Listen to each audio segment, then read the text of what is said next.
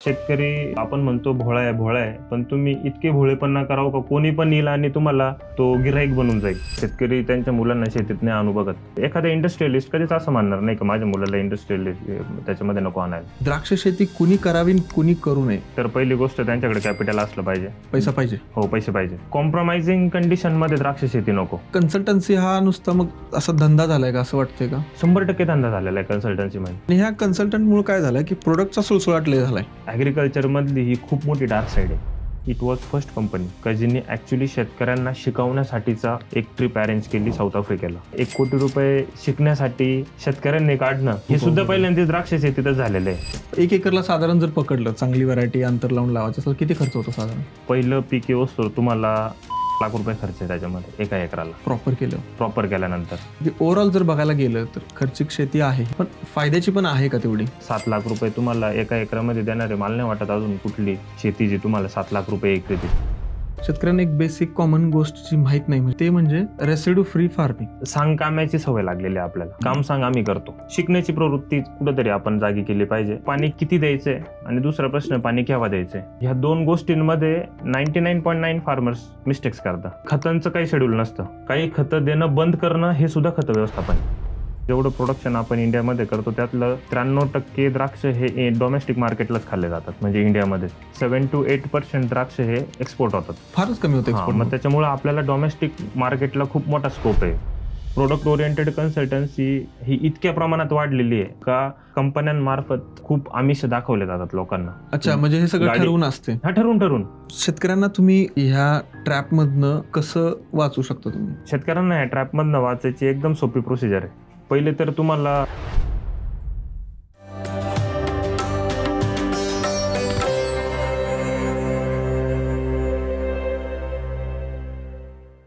विशुभाऊ, द्राक्ष शेती ही फक्त मोठ्या शेतकऱ्यांचीच आता राहिली आहे का? छोटे शेतकरी करू शकत नाहीत का आता? असं काय आहे का? तसं जर विचार केला आपण तर त्याच्यामध्ये आता कॅपिटल इन्व्हेस्टमेंट ही आपल्याला जास्त लागते. कारण की आतापर्यंत आपण ज्या पारंपरिक पद्धतीने जे बाग लावत आलो, उभा आडू आपण नांगरटी केली आणि त्याच्यावरती लेवल करून आखून आणि बाग लावला, तर त्याच्यामध्ये बरेच अपडेशन आता आलेले आहे. त्यापैकी आता एक असं आहे का तिथं लँड प्रिपरेशन मध्ये आपल्याला रिपिंग करावं लागते. रिपिंग म्हणजे बेसिकली आपल्याला एक 4 फुटापर्यंत पोकलँडच्या सहाय्याने आपल्याला ती जमीन चाळायची असते, ज्यामुळे तुमच्या प्लांटचा जो रूट एरिया आहे हा 4 फुटापर्यंत वाढतो. जे आपण ट्रेडिशनल पद्धतीने जो बाग लावतो त्याच्यामध्ये आपण नॉन रिपिंग असते ते फक्त नांगरटी करून लावतो. तो नांगराचं तास जिथपर्यंत खोलीवरती गेलेला असं सपोज 1 किंवा 1.5 फुटापर्यंत, तर त्या खोलीपर्यंतच फक्त झाडाची मुळी वाढते. मग तुम्ही असा अर्थ होतो त्याचा की आपण आपल्या जमिनीच्या जास्त भागाचा उपभोग नाही घेऊ शकत आपलं प्लांट. त्यासाठी तुम्ही रिपिंग केली पाहिजे आणि मग तो खर्च वाढतो. मग रिपिंग केल्यानंतर साहजिकच जर जास्त रेनफॉलचा एरिया असेल किंवा कमी जरी रेनफॉलचा एरिया असेल तर अशा केसमध्ये आपण तिथे ड्रेनेज पण इन्स्टॉल केलं पाहिजे. पावसाचं जे पाणी पडतं जमिनीच्या वरनं ते वाहून जातं, पण जमिनीच्या जे खालच्या लेवलचं पाणी असतं त्याला जर काही बाहेर जायला मार्ग नसेल तर ते सॅच्युरेट होऊन तुमच्या प्लांटच्या रूट एरियामध्ये असतं आणि ते असणं चांगली गोष्ट नाही. तर त्यासाठी तुम्ही ड्रेनेज केले पाहिजे. मग तो एकरी 1,20,000 रुपये तो खर्च वाढतो. रिपिंगचा 50,000 रुपये खर्च वाढतो. मग ज्या पारंपरिक बागा आपण लावत होतो त्या आपल्या कमी स्पेसिंगच्या बागा होत्या. म्हणजे सपोज 8.5-5 वरती आपण लावत होतो, 9-5 वरती लावत होतो. आता ज्या पेटेंटेड नवीन व्हरायटीज आलेल्या त्यांचे ग्रोथ आणि व्हिगर जास्त असल्यामुळे आपल्याला ते जास्त स्पेसिंगवर लावावं लागतं. मग त्याच्यासाठीचं जे स्ट्रक्चरचं मटेरियल आहे ते आपल्याला जास्त लागतं. त्या जास्त स्पेसिंगमुळे जे ट्रॅक्टर आणि त्याचं जे ब्लोअर आहे ते पण आपल्याला जास्त कॅपॅसिटीचं घ्यावं लागतं की तिथपर्यंतचं कव्हरेज आपलं गेलं पाहिजे. हे असे थोडे खर्च सगळे वाढत जातं. आणि त्यामुळे प्रश्न तुमचा बरोबर आहे की द्राक्ष शेती ही म्हणजे नवीन ज्यांना मोस्ट अपडेटेड फार्म्स करायचे त्यांच्यासाठी मोठ्या शेतकऱ्यांचीच राहिल्या का छोटी पण करू शकतात? नाही, छोटे पण करू शकतात पण छोट्यांना लिमिटेशन्स आहे. मग आपण सपोज मार्जिनल फार्मरला सांगितलं की तुम्ही रिपिंग केलं पाहिजे, नो डाऊट त्यांना त्याचं इम्पॉर्टन्स कळतं, रिपिंगचे इम्पॉर्टन्स कळतं, ड्रेनेजचे इम्पॉर्टन्स कळतं, पण मग तिथं ती फार्मरची पेइंग कॅपॅसिटी नसल्यामुळे त्या फार्मरची इच्छा असून त्यांना ती गोष्ट करता येत नाही. पण याच्यामध्ये एक मी या गोष्टीवरती मी ऑलरेडी विचार केलेला होता की जर ह्या गोष्टी जर एकत्रितपणे येऊन जर केल्या म्हणजे किबूस नावाचा एक प्रकार असतो परदेशामध्ये, तर ते किबूसमध्ये मल्टिपल फार्मर्स एकत्र येतात आणि ते जबाबदाऱ्या पण वाटतात. फॉर एक्झाम्पल आपण 4 लोक आहे आणि आपल्या 4 लोकांची सपोज इथं 5-5 एकर जमीन आहे म्हणजे ती 20 एकर जमीन झाली. तर ते 20 एकर जमीन ह्या 4 लोकांनी मिळून ती डेव्हलप करायची. त्याच्यामध्ये बांध कुठले ठेवायचे नाही. एक बॉर्डरसाठी तुम्ही काहीतरी तिथं दगड रोवायचा, भांडण लागू नये. भांडण लागू नये जेव्हा फ्युचरमध्ये जेव्हा वाटायचं राहील तेव्हा. आणि एक त्याच्यामध्ये मग तुम्ही एकत्रित येऊन तो खर्च करायचा. मग सपोज संतोष असेल त्यांनी फक्त इरिगेशनची जबाबदारी बघायची. मी असेल तर मी फक्त लेबरची जबाबदारी बघेल. एक कोणीतरी असेल त्यांनी लेबरची जबाबदारी बघायची. अजून एक कोणतरी असेल त्यांनी अकाउंटंट, कीपिंग, फायनान्स या सगळ्या गोष्टींची जबाबदारी बघायची आणि असं एकत्रितपणे येऊन आपण त्या पद्धतीने शेती करू शकतो जर त्याला मार्गच काढायचा ठरला तर. पण एक मार्जिनल फार्मरला मोस्ट अपडेटेड ग्रेप्स फॉर्म उभं करायचं ठरलं तर ते थोडं खर्चिक आहे. पण हरकत नाही, तो मार्जिनल फार्मरने पण ठरवलं तर करू शकतो आणि मोठ्या फार्मर्स पण करतायत. आणि जनरली आता एक कॉर्पोरेट फार्मिंगचं एक थोडंसं ट्रेंड सुरू झालंय रिसेंटली द्राक्ष शेतीमध्ये. जे एक्सपोर्टर कंपनीज आहे किंवा जे लोक बाहेरनं फंडिंग घेऊन येत आहेत असे लोक मोठे मोठे फार्म्स उभे करतात. म्हणजे 100 एकर 200 एकर असे फार्म्स उभे करून आणि त्याच्यामध्ये होत आहेत असे फार्म्स आता. आणि त्याच्यामध्ये मग ते ह्या ज्या सगळ्या गोष्टी त्याच्यामध्ये रिपिंग असेल, ड्रेनेज असेल, मातीला अनुसरून ड्रिप डिस्चार्ज असेल, ऑटोमेशन असेल. मग आता ऑब्व्हियसली एवढा मोठा फार्म आपल्याला करायचं म्हटल्यावर तिथं इरिगेशन तुम्ही प्रत्येक वेळेस जाऊन तुम्ही व्हॅल्व ऑन नाही करू शकत. प्रत्येक प्लॉटला तुम्ही सेपरेट खतं नाही देऊ शकत. मग त्याच्यासाठी ऑटोमेशन लागेल. मग तो खर्च वाढला. असं झाल्यामुळं तो द्राक्ष शेती ही छोट्या शेतकऱ्यांचं काम नाही राहिलं का असा प्रश्न उद्भवतो. पण एक छोटा शेतकरी पण ते करू शकतो आणि मोठ्या लेवलला जर जायचं असेल तर मग आपल्याला ते ह्या पद्धतीने जावं लागतो. म्हणून ते खर्च आता वाढल्यासारखे आपल्याला दिसत आहेत. बरोबर. म्हणजे तुमचं म्हणणं आहे की जर छोटा शेतकरी असेल तर जसं तुम्ही सांगितलं किबूस एकत्र येऊन किंवा फार्मर प्रोड्युसर कंपनी खोलून एकत्र येऊन काम करू शकतो आणि पुढे जाऊ शकतो. तसं म्हणलं तर खर्चिकच आहे हे शेती. कारण मी गेले 4 वर्ष झालं करतोय. 2 वर्ष माझ्या नुकसानमध्ये गेले. R&D मध्ये ट्रायल आणि एरर, क्रॉप मध्ये वगैरे माझं चालूच होतं. एक गोष्ट मला अजून अशीच जाणवली, नाशिकला आल्यानंतर मी बघितलं की नाशिकची द्राक्ष शेती आणि सांगली सोलापूरची द्राक्ष शेती यामध्ये खूप मला तफावत अशी जाणवते. म्हणजे भले टेक्नॉलॉजी असेल किंवा नॉलेज असेल, एवढा फरक काय? आपण महाराष्ट्रातच आहे सगळे एकत्र, तरी पण एवढा फरक आहे. आता याच्यामध्ये पहिली गोष्ट तर अशी आहे का एक गैरसमज आहे शेतकऱ्यांचा की जास्त द्राक्ष जास्त वजन देतात. हे एक मिथ आहे. जो आपण द्राक्षाचा मनी तोडून खातो आपण, हा प्रत्येक मनी हा स्वतंत्र फळ आहे. आपण एका बंचला फळ म्हणत असतो, पण एक मनी हा स्वतंत्र फळ आहे. मग तसं असल्यामुळं एका बंचमध्ये किती फळं आहेत आणि एका झाडावरती किती बंचेस आहे त्याच्यावरती ती फळं संख्या डिपेंड करते. मग ती व्हरायटी वाईज डिफर करते. सपोज 20, 22, 25 mm होणारी जर जम्बो सारखी व्हरायटी असेल तर त्या व्हरायटीमध्ये पर प्लांट तिथं साधारणतः 1800 ते 1900 इतके फळं असले पाहिजे इन ऑल पूर्ण झाडावरती. म्हणजे 1800 ते 1900 मनी असले पाहिजेत. मग जर सपोज इलॉंगेटेड व्हरायटी असेल, मग सोनाका असेल, आरके असेल, जे लांबडी द्राक्ष असेल, लांबडे द्राक्ष असतात, तर ती साधारणतः 2600 ते 2800 फळं एका झाडावरती असले पाहिजे. मनी असायला पाहिजे. एवढं छोटं कॅल्क्युलेशन असतं. हो, मस्त येतं ते आपल्याला. आणि त्याच्यानंतर 2600 ते 2800 जे फळं आहेत ते साधारणतः एका बंचमध्ये 120 फळं असले पाहिजे. म्हणजे एका बंचमध्ये 120 मनी असले पाहिजे. आणि असे करून 2800 फळं तुमच्या प्लांटवरती असले पाहिजे. मग जेव्हा हा कंट्रोल येतो, ते जे पर्टिक्युलर फ्रूटचं जे वजन आहे ते फ्रूटचं वजन वाढतं. जर फळं जास्त राहिले तर फळांचं वजन कमी होतं आणि जर ते फळं जर कमी राहिले तर त्या फळाचं वजन वाढतं आणि त्या हिशोबाने मग आपल्याला त्याच्यामध्ये वेट जास्त बघायला भेटतं. तर मग ह्या गैरसमजामुळं स्पेसिफिकली सांगली साईडचं तुम्ही विचारलं मला, तर जास्त फळ मिळण्याच्या नादामध्ये लोकांनी कमी स्पेसिंगवरती बागा लावल्या. म्हणजे आमच्या इकडे जिथं एकरी 800 ते 900 झाडं बसतात तिथं सांगली साईडला ते झाडं 1100 ते 1200 बसतात, if I am not wrong. मग अशा केसेसमध्ये तुम्ही झाडांची संख्या ही एका एकरमध्ये वाढवली आणि त्याचा अल्टिमेट इम्पॅक्ट हा त्याच्या रूट एरियावरती पण झाला. प्रत्येक प्लांटचे जे रूट्स असतात जमिनीच्या खाली आतमध्ये, तर ते एकमेकाला ते इंटरसेप्ट नाही करत त्या. म्हणजे एकमेकांमध्ये अशा घुसणार नाही त्या कधीच. त्या झाडाच्या मुळीच्या एंड पॉइंटला कळलं की इकडे अजून एक झाडाची मुळी, तर ती मुळी तिकडे जाणार नाही. ती एक तर थांबून घेईल किंवा मग ती तिची डायरेक्शन चेंज करेल. मग अशा केसमध्ये तुमच्या झाडाने पण त्या रूट एरियामध्ये कमी रूट एरिया त्याचा झाला. म्हणजे कुंडीमध्ये लावल्यासारखं ते झाड झालं. कमी स्पेसिंगच्या बागा आपण ज्या बघतो त्या. मग अशा केसेसमध्ये जेव्हा झाडाला वाढायला जागा कमी मिळते त्या केसमध्ये झाडामध्ये अमोनिकल नायट्रोजनचं पण अक्युमुलेशन वाढतं आणि ती गोष्ट त्या झाडाला गळकुजीकडे पण घेऊन जाते आणि अनेक प्रॉब्लेम घेऊन येते. त्याच्यामध्ये कलर असल्यानंतर प्रॉब्लेम जास्त. हो, म्हणजे सायवडून जातं, आपण त्याला रायवळ भाषेमध्ये म्हणतो की खूप सावलीमध्ये पानं राहतात. पानं are meant to be in sunlight. म्हणजे पानं असले तर ते सूर्यप्रकाशातच असले पाहिजे, ते सावलीत नसले पाहिजे. कमी स्पेसिंगमुळे ते सावलीत राहतात, अमोनिकल नायट्रोजन वाढतो, गळकूज वाढते आणि मग त्याच्यामध्ये कलर व्हेरिएशन वाढतं, शुगर व्हेरिएशन वाढतं, कारण सगळ्या बंचला सारखा सूर्यप्रकाश नसतो भेटत. आणि अशा याच्यामुळे ती सगळी अडचण वाढत जाते पुढं. बरोबर. म्हणजे तुमचं म्हणणं असं आहे की आमच्या सांगली, सोलापूर भागामध्ये लागवड जास्त दाट झाल्यामुळं माणसांना वाटलं की उत्पादन जास्त येईल म्हणून दाट लावूया. हो. पण त्याचे साईड इफेक्ट्स जास्त झाले. हो, साईड इफेक्ट जास्त झाले. एक गोष्ट अजून पण मी बघितली की प्रॅक्टिसेस पण खूप वेगळ्या आहेत. हो. बऱ्यापैकी. तुमच्या इकडं जास्तीत जास्त एक्सपोर्ट होतो, आमच्यात एक्सपोर्ट फार कमी आहे. नाही, आता त्याच्यामध्ये विषय असा आहे का एक्सपोर्ट होण्यासाठी तुमच्याकडे व्हरायटी तशी पाहिजे.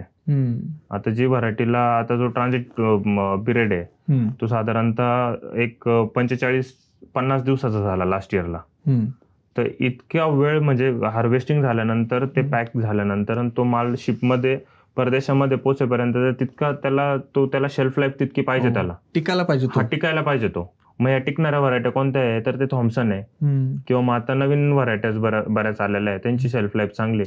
आणि हे सगळे शेल्फ लाईफ पण त्या झाडावरती फळं किती त्याच्यावरती डिपेंड करतं. सपोज थॉम्सनची बाग आहे ज्याच्यावरती 2400 फळं असले पाहिजे एका झाडावरती, ते 2700-2800च्या रेंजला गेले, जास्त वाढले ऑब्व्हियसली त्याची शेल्फ लाईफ कमी होते. हे शेल्फ लाईफ तुम्ही आता म्हणला की 42-45 दिवस लागायला लागलेत, तर हे का लागायला लागलेत युरोपमध्ये पोहोचवायला?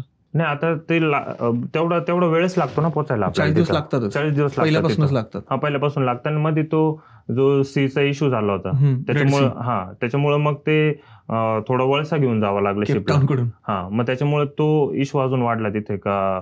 मग त्या केसेसमध्ये फक्त तेच द्राक्ष शाबूत राहिले ज्यांची क्वालिटी खरोखर चांगली होती. मग त्याच्यामध्ये पण एक्सपोर्टर लोकांना त्यामध्ये नुकसान झालं. एक महत्वाचा मुद्दा मी तुम्हाला विचारतो की द्राक्ष शेती कुणी करावी कुणी करू नये, असं सरळ जर उत्तर विचारलं तर काय आहे तुमच्याकडे उत्तर? द्राक्ष शेती आता जर कोणाला करायची ठरली तर पहिली गोष्ट त्यांच्याकडे कॅपिटल असलं पाहिजे. पैसा पाहिजे. हो, पैसे पाहिजे. जर पैसे नसतील तर कॉम्प्रोमाइजिंग कंडिशनमध्ये द्राक्ष शेती नको. द्राक्ष बाग लावायची तर तिथं जसं सुरुवातीला चर्चा झाली आपली का तिथं रिपिंग पाहिजे, ड्रेनेज पाहिजे. त्याच्या पुढे जाऊन मी अजून सांगेल का जर तुम्ही इतका खर्च जर त्या द्राक्ष शेतीला करणार आहे तर त्याच्यातल्या उत्पन्नाची सुद्धा शाश्वती तुम्हाला पाहिजे. त्यासाठी तुम्हाला उद्या असं म्हणून नाही चालणार का पाऊस आला म्हणून माझी बाग गेली. त्यासाठी तुम्हाला क्रॉप कव्हर पण पाहिजे. मग ते क्रॉप कव्हर टाकायला तुम्ही जे आता रेग्युलर जे स्टील यूज करताय ते रेग्युलर स्टीलपेक्षा तुम्हाला थोडं हेवी स्टील घ्यावं लागेल. ते उंच करावं, कारण ते उंच करायचं, त्याला त्या क्रॉप कव्हरचा पण भार त्याला सांभाळायचा आहे. मग क्रॉप कव्हरचा पण खर्च प्लस ते एक्स्ट्रा स्टील आहे त्याचा पण खर्च. मग असं जर ती गोष्ट खर्चिक आहे तर मग तिथं जर तुम्हाला द्राक्ष शेतीचा प्लॅन करताय तुम्ही तर ऑब्व्हियसली तुमच्याकडे कॅपिटल हे असलंच पाहिजे, पैसे असलेच पाहिजे. आणि कॉम्प्रोमाइजिंग कंडिशनला माझं म्हणणं आहे ते नाही केलं पाहिजे. मग तुम्ही त्याच्या व्यतिरिक्त तुम्ही बाकीचे बरेच ऑप्शन आहे त्याच्यामध्ये गेलं पाहिजे आणि त्याच्यामधून तुम्ही कॅपिटल उभं करून आणि मग तुम्ही द्राक्ष शेती केली पाहिजे. 1 एकरला साधारण जर पकडलं चांगली व्हरायटी अंतर लावून लावायचं असेल किती खर्च होतो साधारण? आम्ही जो फार्म आता उभा केलेला आहे फ्रॅटेलिन आहे तर त्याच्यामध्ये साधारणतः पहिलं पीक येऊस्तोवर तुम्हाला 11 लाख रुपये खर्च आहे त्याच्यामध्ये एका एकराला प्रॉपर केल्यानंतर. ज्याच्यामध्ये एक पण गोष्ट आम्ही अशी सोडली नाही का जी आम्हाला पुढे जाऊन म्हणावं लागेल का ही गोष्ट आपण करायला पाहिजे होती. त्या सगळ्या गोष्टी केल्या. तिथं आम्ही म्हणजे डे 1 पासून आम्ही चालू केलं. तिथं पहिले जी लँड आम्हाला ज्या लँडवरती बाग लावायची होती त्या लँडचा आम्ही सर्वे केला. त्याचे कॉन्टूर्स बघितले आम्ही, त्याला स्लोप कुठल्या बाजूने काय, त्याच्यानुसार त्याला आम्ही त्याच्यामध्ये ड्रेनेज डिझाईन तर केलंच आहे, रिपिंग केली, ड्रेनेज केली. त्याच्यापूर्वी जे रिपिंग करण्यापूर्वी ते सॉइलचं अनालिसिस केलं. त्याच्या आधारे त्या जमिनीमध्ये भूसुधारक म्हणजे सॉइल अमेंडमेंट्स जे काय आहेत त्याच्यामध्ये सल्फर असेल, जिप्सम असेल, जिओलाइट असेल, जे काय असेल, मग या सगळ्या गोष्टी आम्ही त्याच्यामध्ये ऍड केल्या. त्याच्यानंतर ती सॉइल पूर्ण आम्ही मिक्सिंग केली, चाळली पोकलँडच्या साह्याने. त्याच्यामध्ये पण खूप स्पेसिफिकेशन आहे का त्या पोकलँडला हेवी सॉइल असेल तर किती वेळ लागला पाहिजे, लाईट सॉइल असेल तर किती वेळ लागला पाहिजे. हो, त्याच्यामध्ये जर मोठे दगड निघणार असेल त्या सॉइलमध्ये तर मग ते तुम्हाला बाहेर काढावे लागतील. त्याचे तुम्ही नॅचरल त्या दगडांचं पण ड्रेनेज करू शकता जर तेवढ्या प्रमाणामध्ये जर दगड तिथे निघाले तर. नाही तर मग तुम्ही परफोरेटेड पाईपचं ड्रेनेज करू शकता. आणि असं करून आम्ही मग स्ट्रक्चर त्याच्यामध्ये तारी कोणत्या असले पाहिजे, ते स्टेनलेस स्टीलचे असले पाहिजे. याच्यामध्ये त्या जमिनीचं लीज पण असतं, किती वर्षासाठी आपण ती जमीन सपोज लीज वरती जर घेऊन आपण जर जमीन बाग लावणार असू किंवा जर स्वतःच्या बागेत लावणार असू तर मग त्या सगळ्या गोष्टी त्याच्यामध्ये ऍड होतात. त्याचा साधारणतः एक 10 ते 11 लाख रुपये तुम्हाला पहिलं पीक येऊस्तोवर तुम्हाला त्याच्यामध्ये खर्च लागणार आहे, इन्क्लुडिंग मजुरी, pesticide, fungicides, fertilisers, tractor, diesel आणि म्हणजे पूर्ण मेंटेनन्स. खर्चिक आहे. बॅकअपला पण पैसा पाहिजे. पहिल्या वर्षी जर कमी जास्त पीक झालं तर दुसऱ्या वर्षीसाठी तुम्हाला रनिंग कॉस्ट साठी पैसा पाहिजेच. बरोबर. द्राक्ष बाग म्हणजे एक हत्ती आहे का त्यांनी तुम्हाला कमवून काहीच नाही आणून दिलं तरी तुम्हाला त्याला पोचण्यासाठी जेवढा खर्च करायचा तेवढा तुम्हाला करावाच लागणार आहे. म्हणजे पहिल्या वर्षी जरी पीक नाही आलं, दुसऱ्या वर्षी कधीही फेल गेलं तर पुन्हा त्याला रिटर्न कॉस्टिंग म्हणजे मी तर असं सांगेल का त्याच्यामध्ये रिस्क बिअरिंग कॅपॅसिटी सुद्धा इन्क्लुडेड पाहिजे. का फॉर एक्झाम्पल एवढा खर्च करून मला जर नाही पैसे झाले तर मला त्याच्या पुढे जाऊन पण त्या बागेला पोचता आलं पाहिजे. इतके सुद्धा पैसे माझ्याकडे त्याची व्यवस्था असली पाहिजे ऍटलिस्ट. पैशावाल्याच काम आहे. हो. गेल्या 3-4 वर्षांमध्ये मी बघितलं की भरपूर क्षेत्र निघलं आमच्या भागामध्ये असेल किंवा बऱ्याच ठिकाणी मिळलं. याचं कारण काय आहे की द्राक्षे कमी झाली थोडीफार? नाही, आता याच्याकडे मी फार वेगळ्या अँगलने बघतो मी. तर मी बऱ्याचदा बोलताना एक्झाम्पल देत असतो की जर चहा बनवायचा असेल आपल्याला तर एक इन्फ्रास्ट्रक्चर लागतं आपल्याला. गॅस सिलेंडर पाहिजे, तो ओटा पाहिजे, बर्नर पाहिजे, ते लायटर पाहिजे, घालणी पाहिजे, कपबशी पाहिजे, बरोबर आहे. त्याच्यानंतर इन्ग्रेडियंट्स काय असतात त्याच्यामध्ये, तर साखर पाहिजे, चहा पावडर पाहिजे, दूध पाहिजे, पाणी पाहिजे, वगैरे वगैरे. मसाला पिणार असेल तर मसाला पाहिजे. ठीक आहे. या सगळ्या गोष्टी राहून आणि चहा नाही बनणार. चहा तेव्हा बनल जेव्हा अजून एक गोष्ट तिथं मिसिंग असते, ती म्हणजे प्रोसिजर. तुम्हाला कधी काय करायचंय. फॉर एक्झाम्पल मी गॅसवरती, बर्नरवरती मी पातेलं ठेवून दिलं आणि मी गॅसच ऑन नाही केला आणि बाकी इन्ग्रेडियंट्स ऍड करत बसलो तर ती गोष्ट होणार नाही. एक्झॅक्टली तिथं जी प्रोसिजर रिक्वायर्ड आहे तशी प्रोसिजर तुम्हाला फार्मिंग मध्ये करायची. फार्मिंग करताय म्हणजे यू आर कुकिंग समथिंग. तुम्ही द्राक्ष बनवताय. मग ते द्राक्ष बनवायला द्राक्षामध्ये इन्फ्रास्ट्रक्चर काय आहे, तुमच्याकडे जमीन पाहिजे, पाणी पाहिजे, कॅपिटल पाहिजे, स्ट्रक्चर पाहिजे, ब्लोअर पाहिजे, ट्रॅक्टर पाहिजे, लेबर पाहिजे. हे सगळे इन्फ्रास्ट्रक्चर झाले. इन्ग्रेडियंट्स काय, तुम्हाला पावडरी वगैरे लागणार आहे स्प्रे करायला, पेस्टिसाइड, फंजिसाइड, फर्टिलायझर्स लागणार आहे. ह्या सगळ्या गोष्टी सगळ्यांकडे आज, पण ते होती नाही द्राक्ष. तर का, तर अगेन ती गोष्ट तिथे रिक्वायर्ड आहे का तिथं प्रोसिजर मिसिंग आहे. आणि त्या प्रोसिजर तुम्हाला कधी काय करायचंय, मला पाणी द्यायचंय तर पाणी कधी द्यायचंय, किती द्यायचंय, मला खतं द्यायचे तर ते खतांची रिक्वायरमेंट कोणी ठरवली, ती झाडांनी ठरवलेली असली पाहिजे. त्यासाठी तुम्ही पानदेट परीक्षण केलं पाहिजे. आज जे चालू आहे ते एकदम रफ चालू आहे, शेतकऱ्यांचं ढोबळ चालू आहे.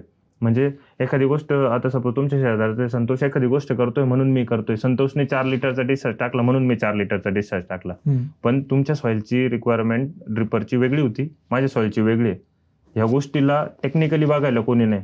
आपण जेव्हा कधी ड्रिपर डिस्चार्ज आपल्याला टाकायचा असतो तर हा जॉब हा त्या इंजिनियरचा असतो की तुमचं सॉइल टाईप काय आहे, त्या सॉइल टाईपनुसार तुम्हाला मी ड्रिपर डिस्चार्ज सेट केला पाहिजे. एकदम लाईट सॉइल आहे तिथं जास्त डिस्चार्ज, जास्त ठिकाणी पाणी पडलं पाहिजे आणि कमी डिस्चार्ज असला पाहिजे ऑब्व्हियसली. तर ह्या सगळ्या गोष्टींकडे टेक्निकली कोणी बघत नाही आणि ह्या मेजर मिस्टेक्स होता. मग इथं पोटेन्शियल लॉस होतो. पोटेन्शियल लॉस म्हणजे काय, तुमची जमीन फ्लॅट आहे, त्या पूर्ण 1 एकर जमिनीमध्ये तुमच्या किती एरियामध्ये तुमच्याकडे मुळे आहे. जर तुमचा ड्रिपर डिस्चार्जच त्या जमिनीला अनुसरून नसेल तर तुमच्या जमिनीमध्ये जितका जागा ती ड्रिपर ओला करताय तितक्याच एरियामध्ये रूट्स राहतील, बाकीकडे राहणार नाही, कारण की तिथं पाणीच पोचत नाहीये. लक्षात आलं. अशा सगळ्या बारीक बारीक गोष्टी त्याच्यामध्ये. म्हणजे हे सगळं होत नाही आणि त्यामुळे खूप पुढे जाऊन नुकसान होते, त्यामुळे निराशा होते. निराशा होते. आणि आपण बघतो की शेतकरी त्यांच्या मुलांना शेतीत नाही आणू बघत, आणि त्याचं हे मेजर रिझन आहे का आपले जे वडीलधारे लोक आहेत ते त्या शेतीमध्ये वेळेनुसार बदलले नाही म्हणून त्यांना लॉस पात्कारावा लागला. आणि ऑब्व्हियसली कोणाच्या पण घरच्यांची इच्छा असेल का मला जो लॉस भोगावा लागला किंवा याच्या शेतीमध्ये जे हार्डशिप्स आहेत ते माझ्या मुलाला नको.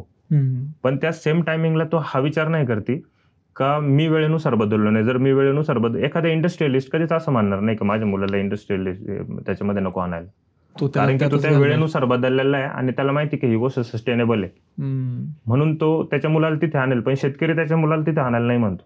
बरोबर. आणि आपण तेच कारण आहे की आपण वेळेनुसार बदललो नाही तिथे. आता एक अवेअरनेसचा मुद्दा म्हणून तुम्हाला मी विचारतो, ह्या सगळ्या तुम्ही प्रोसिजर सांगितली, यात बरेच तुम्ही पेस्टिसाइड, फंजिसाइड ह्या गोष्टी पण सांगितल्या. शेतकऱ्यांना एक बेसिक कॉमन गोष्ट जी माहित नाही, म्हणजे मला असं फिरताना ग्राउंडला जाणवलं की ते म्हणजे रेसिड्यू फ्री फार्मिंग. ते थोडं डिटेलमध्ये एक्सप्लेन करा ना. 2 गोष्टी त्याच्यामध्ये.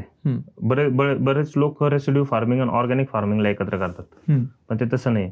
रेसिड्यू फ्री फ्रुट्स म्हणजे आपण जे काही केमिकल्स त्याला स्प्रे करतोय त्या केमिकलचा एक PHI असतो. त्याच्यानुसार सपोज आपण ते केमिकल आज स्प्रे केलं तर त्या केमिकल 30 दिवसापर्यंत ते त्या प्लांटमध्ये असतं. मग आपण जेव्हा द्राक्षाचं स्प्रेइंग मध्ये आपण शेड्यूल बनवतो तेव्हा आपण ते अशा पद्धतीने अरेंज करतो की हार्वेस्टिंगच्या डे पर्यंत त्याच्यामधले सगळे रेसिड्यूज जे आहे ते संपले पाहिजे. केमिकल संपतो. म्हणजे सपोज एक केमिकल आहे जे आपण स्प्रे केल्यानंतर 30 दिवस जर ते प्लांटमध्ये किंवा फ्रूटमध्ये राहणार असेल तर आपण त्याला फ्रूट प्रूनिंग म्हणजे गोडीभर छाटणीनंतर एक 15 दिवसांनी आपण एक केमिकल स्प्रे केलं ते साधारणतः 45 डेजला त्याचं रेसिड्यू संपून जाणार आहे आणि प्लस त्याच्याने आपल्याला जे इन्सेक्ट किंवा डिझिजेस पासून अफेक्ट करणार आहे ते त्या ग्रोथ स्टेजमध्ये ते त्याचं पण काम करून जाईल आणि ते स्वतः पण संपून जाईल. मग हे प्रोसेस करणं लय अवघड आहे का सोपं आहे? खूप अवघड नाही. माझ्या मते पूर्ण इंडियामध्ये सगळ्यात कॉम्प्लेक्स शेती कशाची असेल ती द्राक्ष शेती आहे. बिकॉज त्याच्यामध्ये खूप कॅल्क्युलेशन्स आहे आणि हे लांबून बघणाऱ्याला असं वाटतं की ते खूप अवघड आहे, पण ज्या लोकांना ते आता अंगवळणी पडून गेलेलं आहे कॅल्क्युलेशन्स आणि कॅल्क्युलेशन्स, त्याच्यामुळे त्यांच्यासाठी ते काय अवघड गोष्ट नाही. त्यांना माहिती आहे केमिकल आपल्याला 50 दिवसानंतर किंवा 60 दिवसानंतर मारायचं नाही, असं ते त्यांचे एक सेट होऊन गेलेले, कारण वर्षानुवर्ष ते त्याच्यामध्ये काम करत आले. आणि माझ्या मते सगळ्यात चांगली सवय पण कोणत्या शेतकऱ्याला असेल ते तिथे द्राक्ष शेतकऱ्याला ॲज फार एज केमिकल आणि रेसिड्यूच्या अवेअरनेस संदर्भातली. मी नॉर्मल शेतकऱ्यांना भेटतो ना, ते म्हणतात की म्हणजे एक्सपोर्ट करणं लय अवघड आहे. त्यांना हा शब्दच माहित नाही की रेसिड्यू फ्री करूया आणि मग ते एक्सपोर्ट इझिली होते. कळतच नाही त्यांना. मी 1-2 शेतकऱ्यांना म्हटलं तुम्ही का करत नाही रेसिड्यू फ्री?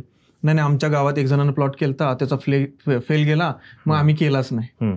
ह्या प्रकार खूप आहे आमच्या इकडे, तर मी बघितला नाही. त्याच्यामध्ये सर्कमस्टन्सेस, तो जो कोणी होता ना त्यांनी केला आणि त्याचा नाही झाला, तो त्याच्या वेगळ्या चॅलेंजेस सोबत लढत होता. तो कदाचित तुम्हाला ते चॅलेंज नाही येणार, बरोबर असं आहे. आणि एक आपण काय म्हणतो SOP असते त्याची, ते SOPने आपण गेलं तर माझ्या मते अडचण नाही. म्हणजे फिक्स शेड्यूल आहे तयार, म्हणजे जे रेसिड्यू फ्री शेतीचं द्राक्षासाठी, तरी द्राक्षासाठीचं एक फिक्स शेड्यूल आहे, पण ते वेदरनुसार मग त्याच्यामध्ये आपल्याला थोडा बदल करावा लागतो. पण ते पण रेसिड्यू चेक बघत राहायचं हो, की हार्वेस्टिंग पर्यंत. त्याच्यामध्ये हे शेड्यूल म्हणजे फक्त इन्सेक्टिसाइड आणि पेस्टिसाइडचा, ओके, आणि फंजिसाइडचा.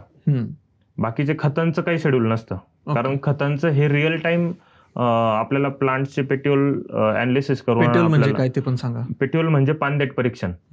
पानदेट परीक्षण, पेट्रोल अनालिसिस म्हणजे पानदेट परीक्षण. पानदेट परीक्षणामध्ये आपल्याला साधारणतः रिअल टाइम जर आपल्याला प्लांटच्या न्यूट्रिएंटचा डेटा जर पाहिजेत असेल तर जी काही प्लांटचं द्राक्ष झाडाचा जो शेंडा चालू आहे त्या शेंड्याच्या बाजूने साधारणतः जे मॅच्युअर्ड पान असतं, म्हणजे साधारणतः एक 5-6 पान असतं, ते मॅच्युअर्ड पानाचा डेटापासून आपण काढायचं ते, आणि पुढचा जो पान असतं ते पण खोडून टाकायचं. फक्त जी ती दांडी असते ती दांडी साधारणतः एक 250 ते 300 ग्राम वजन आलं पाहिजे तिचं. त्यासाठी आपल्याला एका एकरामधून एक 250 ते 300 पानांचा आपल्याला तो गठ्ठा बनवायचा.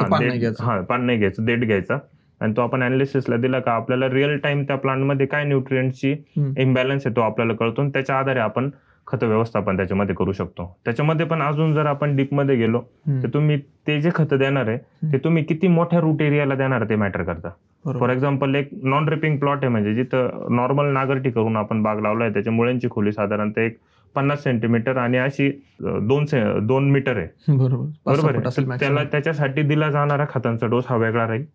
आणि एक जो रिपिंग केलेला आहे म्हणजे बाग चाललेली, ते साधारणतः मग 5 फुटापर्यंत त्या मुळ्यांची डेप्थ आहे आणि 2 मीटर विड्थ आहे. तर अशा बागेमध्ये टाकला जाणारा जो डोस आहे हा डिफरंट राहील.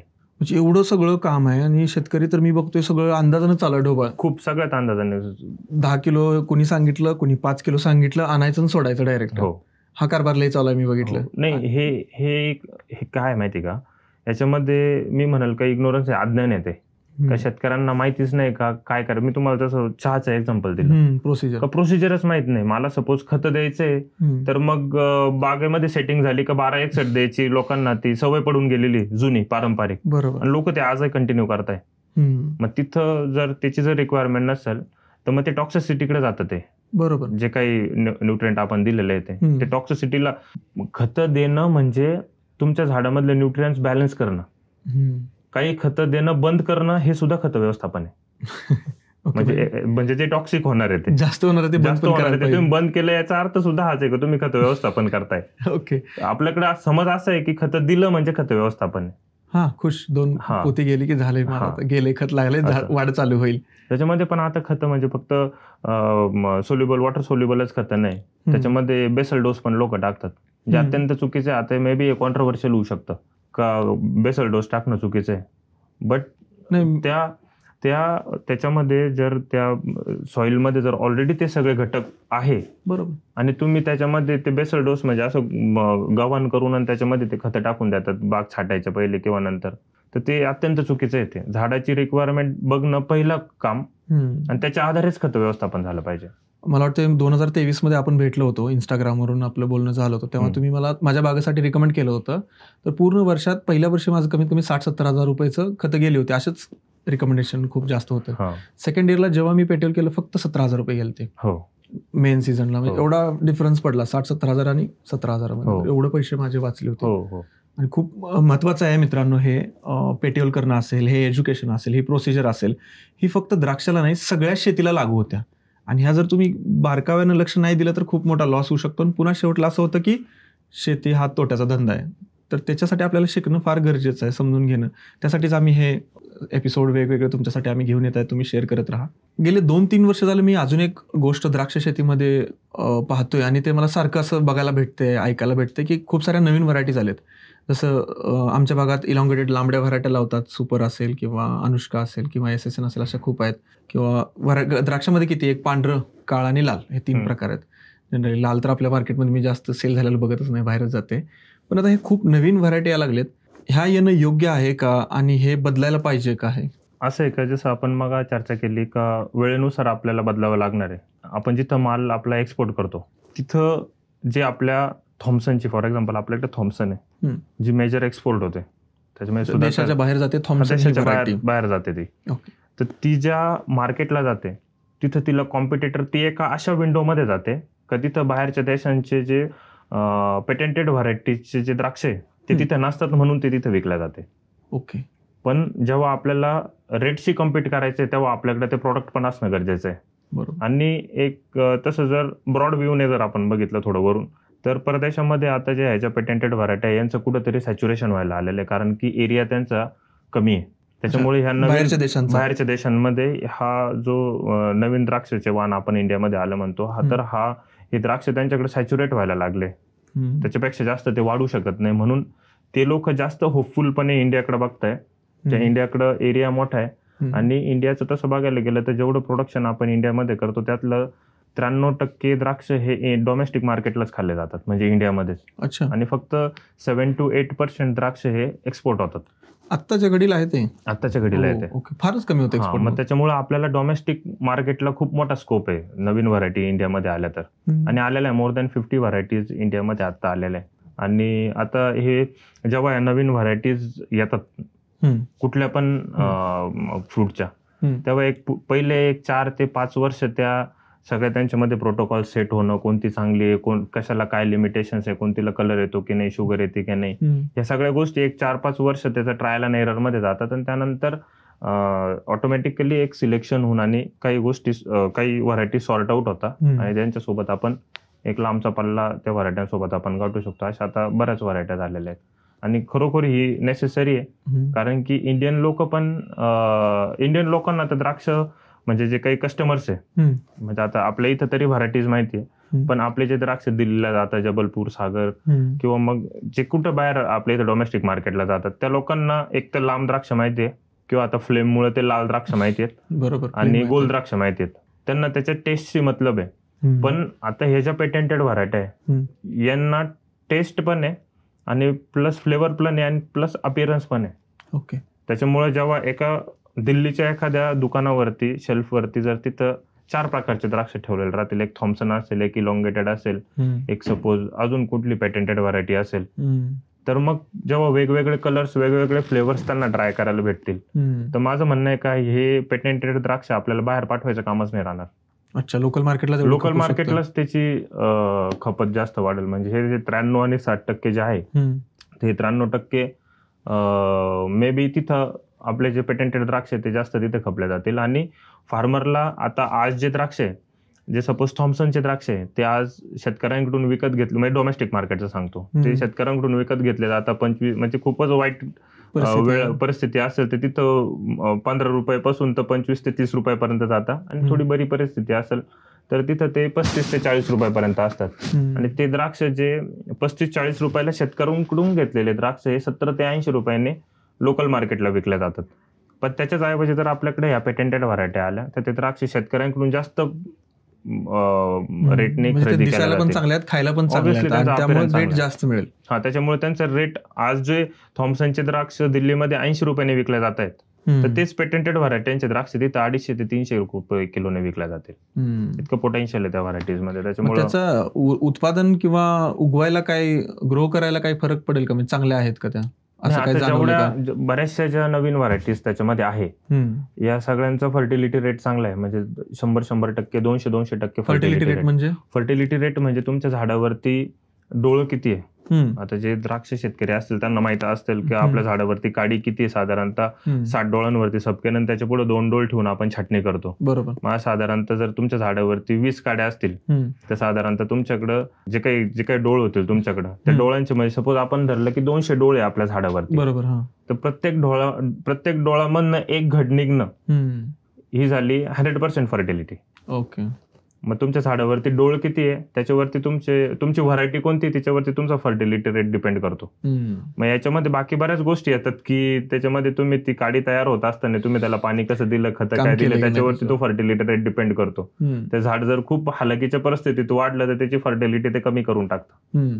पण मग आता ह्या ज्या नवीन व्हरायटीज आलेल्या आहे त्यांच्यामध्ये जर काम प्रॉपर झालं इरिगेशनचं आणि फर्टिगेशनचं स्पेसिफिकली आणि कॅनोपी मॅनेजमेंटचं, म्हणजे जास्तीत जास्त पानं तुम्ही सूर्यप्रकाशात ठेवू शकले तर तुम्हाला मॅक्सिमम फर्टिलिटी अचीव्ह होते. म्हणजे इथं जिथं थॉम्सनला 40-50 घड आले तर आपण म्हणतो खूप द्राक्ष आले, तर त्या केसमध्ये त्या पेटेंटेड व्हरायटीज मध्ये ते 100-150 घड येणार आहेत आपल्याला. मग त्याच्यामधून आपल्याला सिलेक्शनला चान्स वाढतो का ज्या बंच स्ट्रक्चर चांगलं आहे तो बंच आपण सिलेक्ट करून ठेवू. मग असं करून आपल्याला तो एक आपल्याला मेजर बेनिफिट आहे नवीन व्हरायट्यांचा की त्यांना फर्टिलिटी रेट चांगला आहे. चांगली गोष्ट आहे, कारण या आपल्या द्राक्षांना जे आहे ते फर्टिलिटीचा प्रॉब्लेम आहे. कारण आज फार्मर त्याच्यासाठी जास्त स्ट्रगल करताय. एक वर्ष एक वर्ष येतो, एक वर्ष येत नाही असं होतं, त्यामुळे ते डिसबॅलन्स खूप होतो. आणि त्याच्यासाठी मग ते ग्रोथ प्रमोटर वापरणं म्हणजे आता ते प्रोडक्टचा सुळसुळाट आहे सध्याच्या काळामध्ये. का इतके सारे ग्रोथ प्रमोटर नाही त्या गोष्टी वापरल्या जात आहेत. बरोबर. म्हणजे फार्मरचं एखादी गोष्ट शिकून आणि ती गोष्ट का होत नाहीये याच्या खोलात न जाता त्यांना फार्मर्सला एक प्रोडक्ट रूपी सोल्युशन पाहिजेत राहतं का मला तुम्ही ही बॉटल सांगा, ही आणून मी टाकून आणि स्प्रे करतो माझे प्रॉब्लेम दूर झाले. पण ह्या गोष्टीचा गैरफायदा घेत कंपन्यांनी त्यांचं मार्केट एस्टॅब्लिश केलेलं आहे. बरोबर. आणि फार्मरचं शिकणं राहून गेलं या नादामध्ये. या गोष्टीवर मी तुमच्याकडे डिटेलमध्ये येतोच.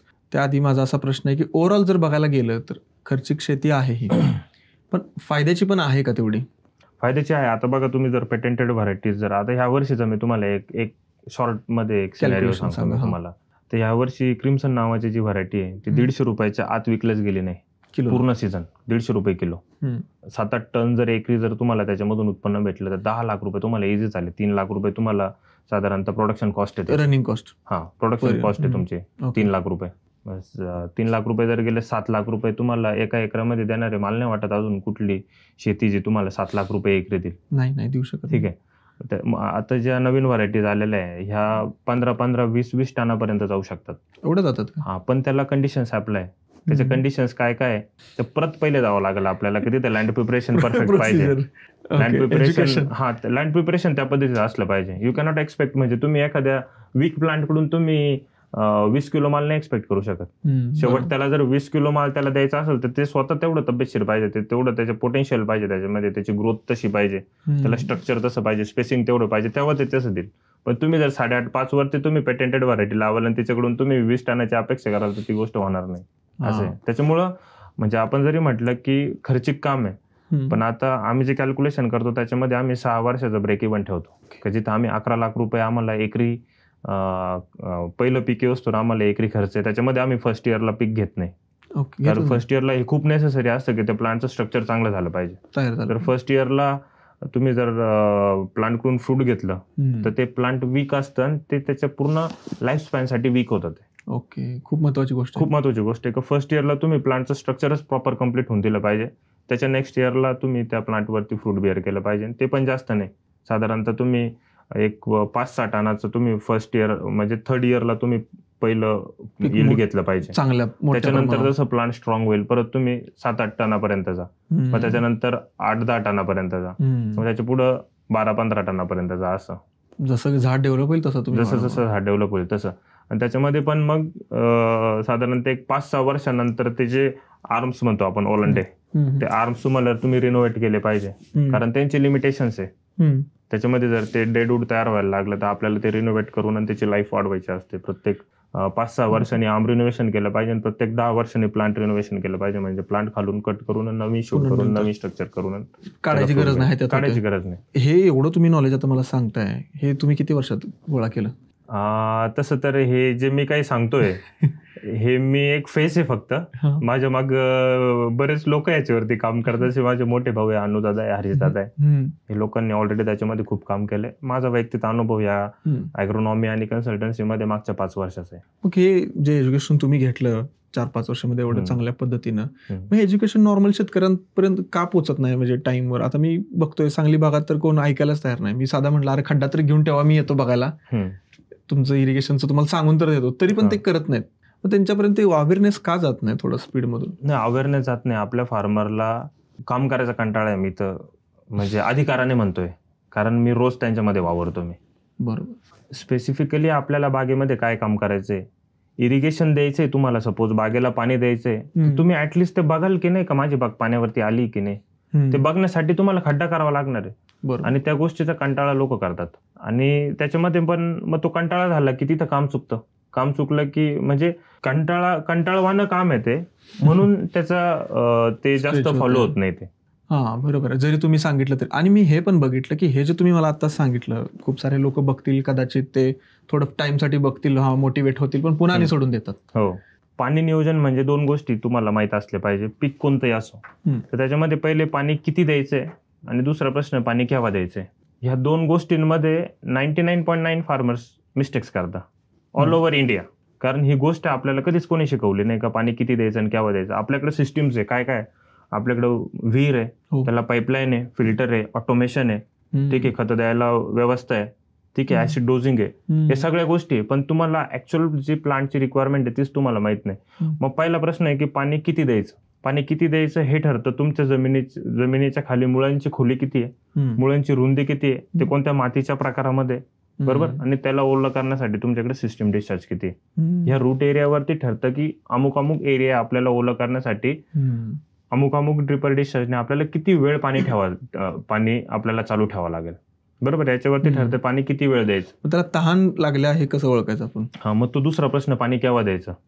मग आपण दिलेलं पाणी आहे, सपोज 4 दिवस झाले तुम्हाला पाणी देऊन आणि रॅन्डमली तुम्ही आज मोटर चालू करायला जाणार आहे बागेवरती तुमच्या. मग त्या केसमध्ये तुम्ही तुमच्या दोन्ही प्लांटच्या रूट एरियामध्ये खड्डा करायचा. त्या रूट एरियामधली माती तुम्हाला हातामध्ये घेऊन स्क्वीज करायची आहे. जर त्याच्यामध्ये अवेलेबल वॉटर असेल, अवेलेबल वॉटर ही एक सायंटिफिक टर्म आहे का जे पाणी तुमच्या झाडाला उपलब्ध असतं. मातीमधलं सगळंच पाणी तुमच्या झाडाला उपलब्ध नसतं. ओके. मातीच्या टोटल वॉटर होल्डिंग मधलं काहीच पाणी तुमच्या प्लांटला उपलब्ध असतं. मग ते तुम्ही माती हातात घेऊन स्क्वीज केल्यानंतर, कुस्कारल्यानंतर तुमच्या हातावरती काही पाण्याचे इम्प्रेशन्स येतील. त्याच्यावरती ठरतं की तुमच्या झाडाकडे उपलब्ध पाणी आहे की नाही. ओके. त्याच्यावरती ठरतं. आणि मग तिथं आपण ठरवायचं ही जमीन ओली आहे का कोरडी आहे. मग जर कोरडी असेल तर तुम्हाला पाणी द्यायचंय, जर कोरडी नसेल तर तुम्हाला पाणी देण्यासाठी थांबायचंय. का ते आपण दिलेलं पाणी झाडाने अजून संपवलेलं नाही म्हणून आपल्याला पाणी द्यायचं थांबायचंय. आता याच्यामध्ये अजून बरेच बारकावे आहे की आपल्या झाडावरती पाणी संपण्याचा जो वेग आहे झाडामधला, जमिनीमधला, तो त्या झाडांवरच्या पानांवरती ठरतो. म्हणजे एक झाड आहे ज्याच्यावरती आपण म्हणू का 400 पानं आहे आणि त्याच्या शेजारचं झाड आहे त्याच्यावरती 500 पानं आहे. तर ज्या झाडावरती 500 पानं आहे त्याचं पाणी लवकर संपेल. ज्या झाडांवरती 400 पानं आहे त्याचं पाणी लेट संपेल. कारण की तेवढा पानं जे असतात हे सोलर पॅनल सारखे असतात. त्याच्यावरती ऊन पडून आणि कंटिन्यू त्या पानांमधनं पाण्याचा लॉस चालू असतो. त्याला आपण इंग्लिशमध्ये ट्रान्सपिरेशन म्हणतो आणि मराठीमध्ये त्याला आपण उत्सर्जन म्हणतो. मग तुमच्या झाडावरती किती पानं आहे त्याच्यावरती डिपेंड करेल तुमचा ट्रान्सपिरेशन रेट, उत्सर्जनाचा जो रेट येतो. मग ज्याच्यावरती 500 पानं आहे ते जास्त पाणी संपेल, ज्याच्यावरती 400 पानं आहे ते त्याच्या तुलनेने लेट पाणी संपेल. बरोबर. म्हणजे 25 काड्या जर ठरवलेल्या असतील तुम्ही तर पूर्ण बागेत 25 काड्या पाहिजेत सगळ्या झाडांवरती. तेव्हा तुम्ही दिलेलं पाण्याने टँक त्या झाडाची टाकी पाण्याची अशी भरेल आणि संपताना ऍट अ टाइम सगळ्यांची संपेल. नाही तर ह्या झाडावरची 400 पानं आहे त्याच्यावरती 500 पानं आहे त्याच्यावरती 300 पानं आहे तर ते सगळं असं होऊन जाईल. जेव्हा तुम्ही पाणी द्याल त्या केसमध्ये तर तेव्हा काही झाडांना पाण्यात पाणी जाईल, काही झाडांना अतितानात पाणी जाईल. आणि मग आपण जे at the end of the harvesting आपण म्हणतो की माझ्या बागेमध्ये खूप व्हेरिएशन होतं. ते सगळे ह्या गोष्टीमुळे व्हेरिएशन. तुम्ही जे वरती झाडाचं जे चित्र बघत असतात हे ऍक्च्युअली हा पिक्चर असतो ज्याचं काम तुम्ही जर तुम्ही खाली जर प्रॉपर केलेलं असेल, वरती तुम्हाला जे काही चित्र दिसतं ते तुम्ही पूर्ण वर्षभर जमिनीच्या खाली काय काम केलंय याचं चित्र तुम्हाला वरती दिसत असतं. बरोबर, म्हणजे रूट्स मेन आहेत. No doubt. सगळ्यात इम्पॉर्टंट काय कोणतंही पीक असेल तरी, कोणतंही पीक असेल, द्राक्ष असू द्या नाही तर डाळिंब असू द्या. तुमचं काम डाळिंबामध्ये पण आहे. हो, डाळिंबामध्ये पण सेम असंच वॉटरमध्ये जास्त मोठ्या प्रमाणात काम आधी तुम्ही करताय. माझ्या मते डाळिंब शेती म्हणजे सगळ्यात जास्त पाणी नियोजनाचा अभाव असलेलं कुठलं पीक असेल तर ते डाळिंब आहे माझ्या दृष्टीने. अंदाज पंच चालू. डाळिंबामध्ये पाणी नियोजनावरती काम करणारे कोणीच लोक नाही, आम्ही सोडलं तर. कारण की कोणी नाहीच आहे त्याच्यामध्ये. म्हणजे तुम्ही कुठल्याही डाळिंब तज्ञाला बघा, तो पाणी त्याच्यामध्ये किती द्यायचं आणि केव्हा द्यायचं याच्यावर कधीच नाही बोलणार. तो तुम्हाला प्रोडक्ट सांगेल, तो तुम्हाला इतर खतं सांगेल, बरोबर, हे मारा ते मारा ते मारा. ज्याच्यामध्ये सगळ्यात इम्पॉर्टंट संतोष भाऊ याच्यामध्ये असं असतं का लीफ एरिया जो आहे ना, म्हणजे आता फॉर एक्झाम्पल द्राक्षाचं पान हे एवढं आहे, बरोबर आहे. डाळिंबाचं पान किती असतं? एवढं छोटं असतं, बरोबर आहे.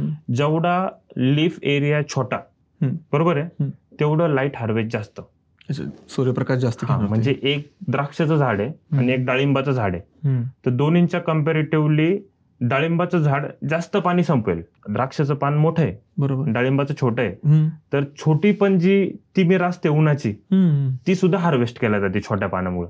बरोबर, लक्षात आलं. म्हणजे आपण अजून एक एक्झाम्पल घेऊ का, एक आंब्याचं झाड आहे आणि एक चिंचीचं झाड आहे. चिंचीच्या झाडाचे पानं एवढे, आंब्याच्या झाडाचे पानं एवढे, बरोबर आहे. तर दोघांच्या कम्पॅरेटिव्ह मध्ये जास्त लाईट हार्वेस्ट चिंचीचं झाड करेल, कारण की पान छोटे, छोटा पण सूर्यप्रकाश जो असतो इव्हिनिंगचा पण. फॉर एक्झाम्पल जर तुम्हाला 10 टन उत्पन्न काढायचं असेल द्राक्षामध्ये, तर तुम्हाला 22 लाख लिटर पाणी 10 टनासाठी लागेल द्राक्षामध्ये. आणि तेच 10 टन उत्पन्न जर तुम्हाला डाळिंबामध्ये काढायचं असेल तर त्या केसमध्ये तुम्हाला 33 लाख लिटर पाणी लागेल. बापरे, म्हणजे माणसं म्हणतात की लईच कमी पाणी. म्हणजे लोकांचा समज आहे असा की जिथं पाणी कमी मग तिथं द्राक्षाऐवजी आपण डाळिंब लावू, पण हे एक मिथ आहे. तुम्ही बघा डाळिंबाच्या बागा तुम्हाला खूप हेल्दी फ्लशी अशा एकदम आपण म्हणतो स्ट्रॉंग प्लांट असे तुम्हाला बघायला नाही भेटणार. नाही, कारण ताणच 2-3 महिन्याचा असतो त्याला. असं ताण म्हणजे कुपोषित दिसतात मला खूप ठिकाणी. तुम्हाला मी सांगतो, डाळिंब शेतकऱ्यांची जी तानाची जी डेफिनेशन आहे, डाळिंब शेतकऱ्यांची पण आणि डाळिंब शेतीमध्ये असणाऱ्या तज्ञांची पण, तर ते तानाची काही डेफिनेशनच नाही त्यांना. मग ते त्यांचं असं म्हणणं आहे की 1-1.5-2 महिने तर ताण असतो, त्याला ताण देतात ते अनियंत्रित ताण. त्या ताणाला काही डेफिनेशन नाही. आपण जो द्राक्ष बागेमध्ये ताण, आता तुम्हाला जास्त डिटेलमध्ये माहिती आहे आपण, कारण की फील्डवरती काम केलेलं आहे आपण त्या संदर्भातलं, तर तो आपण जो देतो तो नियंत्रित ताण असतो. डाळिंब शेतकरी जो देतात तो अनियंत्रित ताण असतो. म्हणजे काय काय लोकांच्या फार्मरच्या डोक्यामध्ये भरून ठेवलेलं आहे आणि ते फार चुकीची धारणा आहे त्या. आणि त्याच्याने तुम्ही बघा ते प्लांट इतके वीक होतात आणि त्याच्यावरती तो मर रोग वगैरे येतो. हा मर रोग नाही, हा झाडं तुम्ही जर त्याला 2 महिने तुम्ही त्याला जर पाणीच नाही दिलं तर ते झाड मरणार आहे ना. त्याला रोग करून टाकले, तो रोग नाहीये. त्या ताणामुळे ते झाड मेलं की झाडाच्या रूट एरियामधनं पाणी संपत राहिलं, बरोबर, आणि तुम्ही त्याला पाणीच दिलं नाही. रस्त्याच्या कडाचे जे झाडं राहतात ना त्यांच्यावरती तुम्हाला कधीच डिफिशियन्सी नाही दिसणार. त्यांच्यामध्ये तुम्हाला ग्रोथ दिसेल, लश ग्रीन दिसतं, कारण की त्याचं पाणी तुमच्या हातात नाही. त्या झाडाचं पाणी हे निसर्गाच्या हातात आहे आणि त्यांनी त्याच्यावरचा जो काही बायोमास वाढवलेला आहे हा त्यांनी त्याच्या रूट एरियानुसार आणि त्याच्या रूट एरियानुसार त्यांनी तो वाढवला. म्हणताय तुम्ही जनरली जे रस्त्याच्या कडेने जे झाड आहे, ओके ओके, त्यांचं पाणी आपल्या हातात नाही, बरोबर आहे. त्यांचं पाणी जेव्हा पाऊस पडेल तेव्हा पडतो. मग तिथं प्रोसिजर काय होती, जेव्हा ते झाड लहान असतं तेव्हा त्याला सपोज एवढा त्याचा रूट एरिया ओला झाला, मग त्यांनी एवढा भरलं ते, बरोबर आहे. मग त्याचं पाणी संपून गेलं, डायरेक्ट पुढच्या पावसाळ्यात त्याला पाणी भेटणार. मग पुढच्या पावसाळ्यात ते परत अजून ओलं झालं, अजून त्याच्या रूट्स वाढल्या, अजून त्यांनी डेरा त्याचा वाढवला, बरोबर आहे, भर वाढवला त्यांनी. मग असं करत करत ते वाढत गेलं. म्हणजे थोडक्यात सांगायचं म्हणजे त्याने त्याची चादर बघून हातपाय पसरलेले आणि आपण आपल्या झाडाला हातपाय पसरायला लावतो आणि आपल्याकडे चादरच तेवढी नाही. म्हणजे ज्या झाडांचं पाणी तुमच्या हातात आहे त्याला डिफिशियन्सी आहे, ते हिरवं दिसत नाही, त्याला प्रॉब्लेम्स आहे.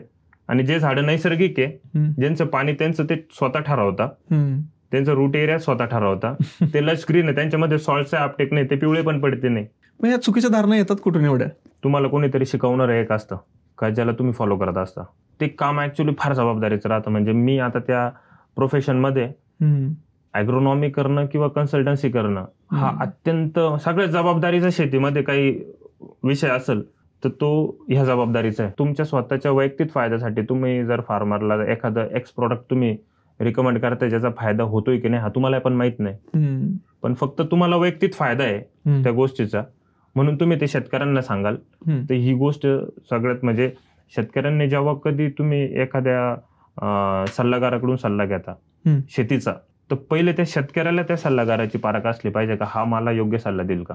ओके. आणि शेतकरी हा भोळा व्यक्ती असतो, त्यांना सपोज मी सांगितलं हे करा, ते लोक करतात. ते माझं म्हणणं आहे का, म्हणजे मी तर माझे जेवढे शेतकरी आहे आमच्या ग्रुपचे, फ्रेटेली ग्रुपचे जेवढे शेतकरी त्या सर्व शेतकऱ्यांना मी सांगतो का तुम्हाला माझ्या टीमने किंवा मी तुम्हाला कुठलाही सल्ला दिला तर त्याला का प्रश्न विचारा.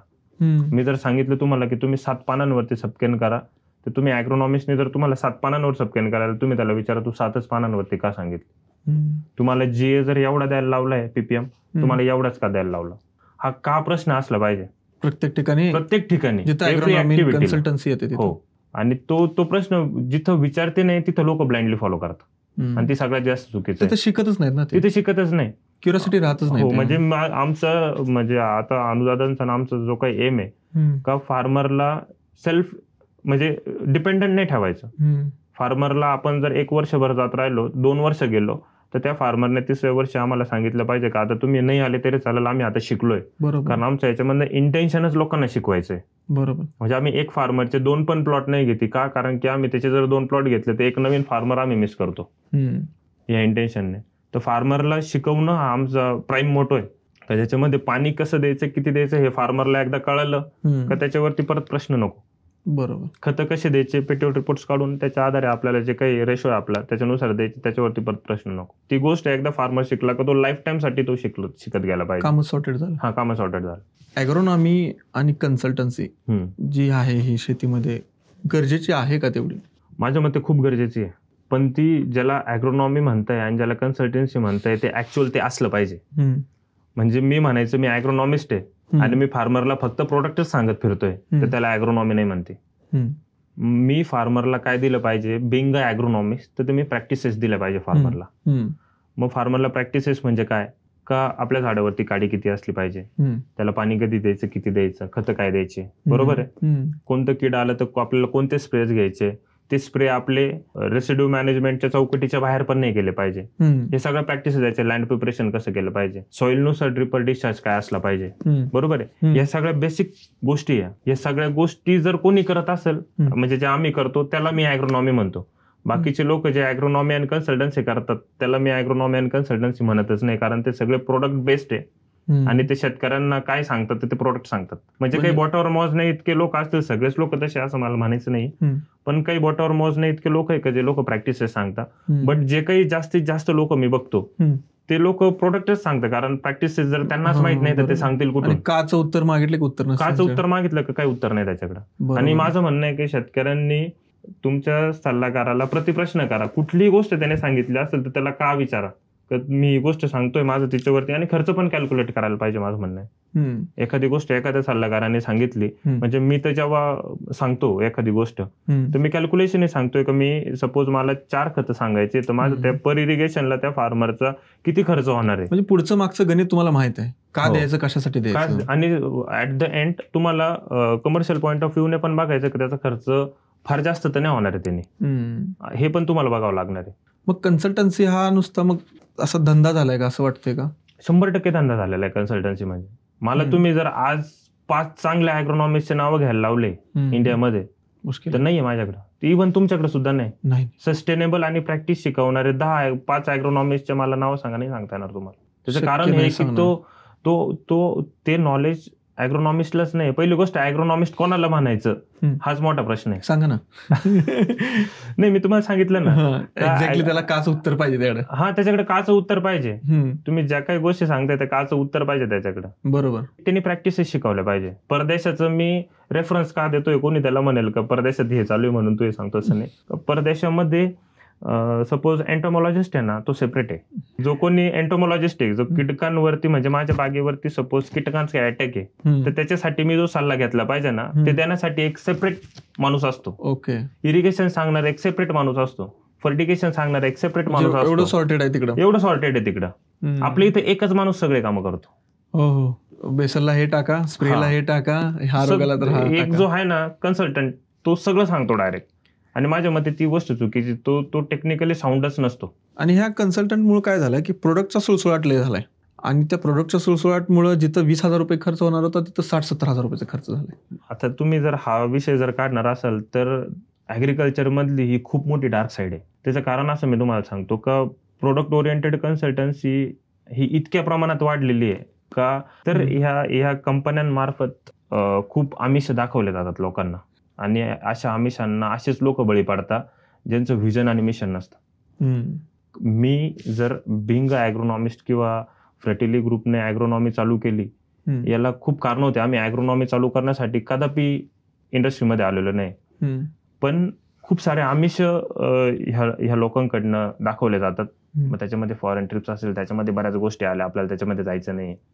पण अशा सगळ्या गोष्टींना बळी पडून आणि लोक मग सपोज XYZ ची एखादी कंपनी आहे, त्या कंपनीवाला एखाद्या त्या कन्सल्टंटला त्या कन्सल्टंटचा सपोज आवाका मोठा असेल, मग त्या कन्सल्टंटला एखादी गाडीच देऊन टाकतात. अच्छा, म्हणजे हे सगळं ठरवून असते. हा, ठरवून शेतकऱ्यांचा वीक पॉइंट काय आहे हा कंपनीजला माहित असतो पहिली गोष्ट, आणि तो पूर्ण भरून कसा काढायचा त्या पद्धतीने ते काम. कन्सल्टंट म्हणणार हा प्रोडक्ट वापरा, तो प्रोडक्ट दुकानात तो असणार तिथं, तो घेणार, म्हणजे त्यांची ते सायकल आणि ट्रॅपच आहे तो. हो, म्हणजे काही लोक तर मी असे बघितलेले का रिकमेंडेशन दिले प्रोडक्टचे आणि ते वापरलं की नाही त्याच्या रिकाम्या बाटल्या बघतात.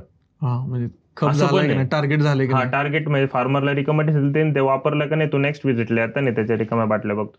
आता व्हिजिटचं पण असं त्याच्यामध्ये का, म्हणजे मला सांगायला प्राऊड आहे का फ्रेटेली एकमेव अशी कंपनी आणि फ्रेटेली फार्म ट्रेनिंग एकमेव अशा एक ॲग्रोनॉमीचा आपला एक उपक्रम आहे का ज्याच्यामध्ये आम्ही फार्मर्सला कधीच कंपल्शन नाही करत का तुम्ही अमुक कंपनीचं प्रोडक्ट घ्या, अमुक दुकानातनं घ्या, अमुक व्यक्तीकडनं घ्या, अजिबात नाही. आम्ही सरळ त्याचे एक जी इन जनरल जे स्प्रेइंगचे त्याच्यामध्ये सगळे स्टँडर्ड प्रोडक्ट चांगल्याच कंपन्यांचे, आणि तुम्हाला आम्ही म्हणजे मी तरी वैयक्तिक आज तुमच्या समोर पॉडकास्ट करतोय, मी तुम्हाला छाती ठोकपणे सांगू शकतो का एका सिंगल कंपनीला फ्रेटेली कांडी नाही. आम्ही एका सिंगल कंपनीकडून आम्ही कधी ₹1 घेतलेला नाही त्याच्यामुळे आम्हाला नाकावर टिचून बोलता येतं.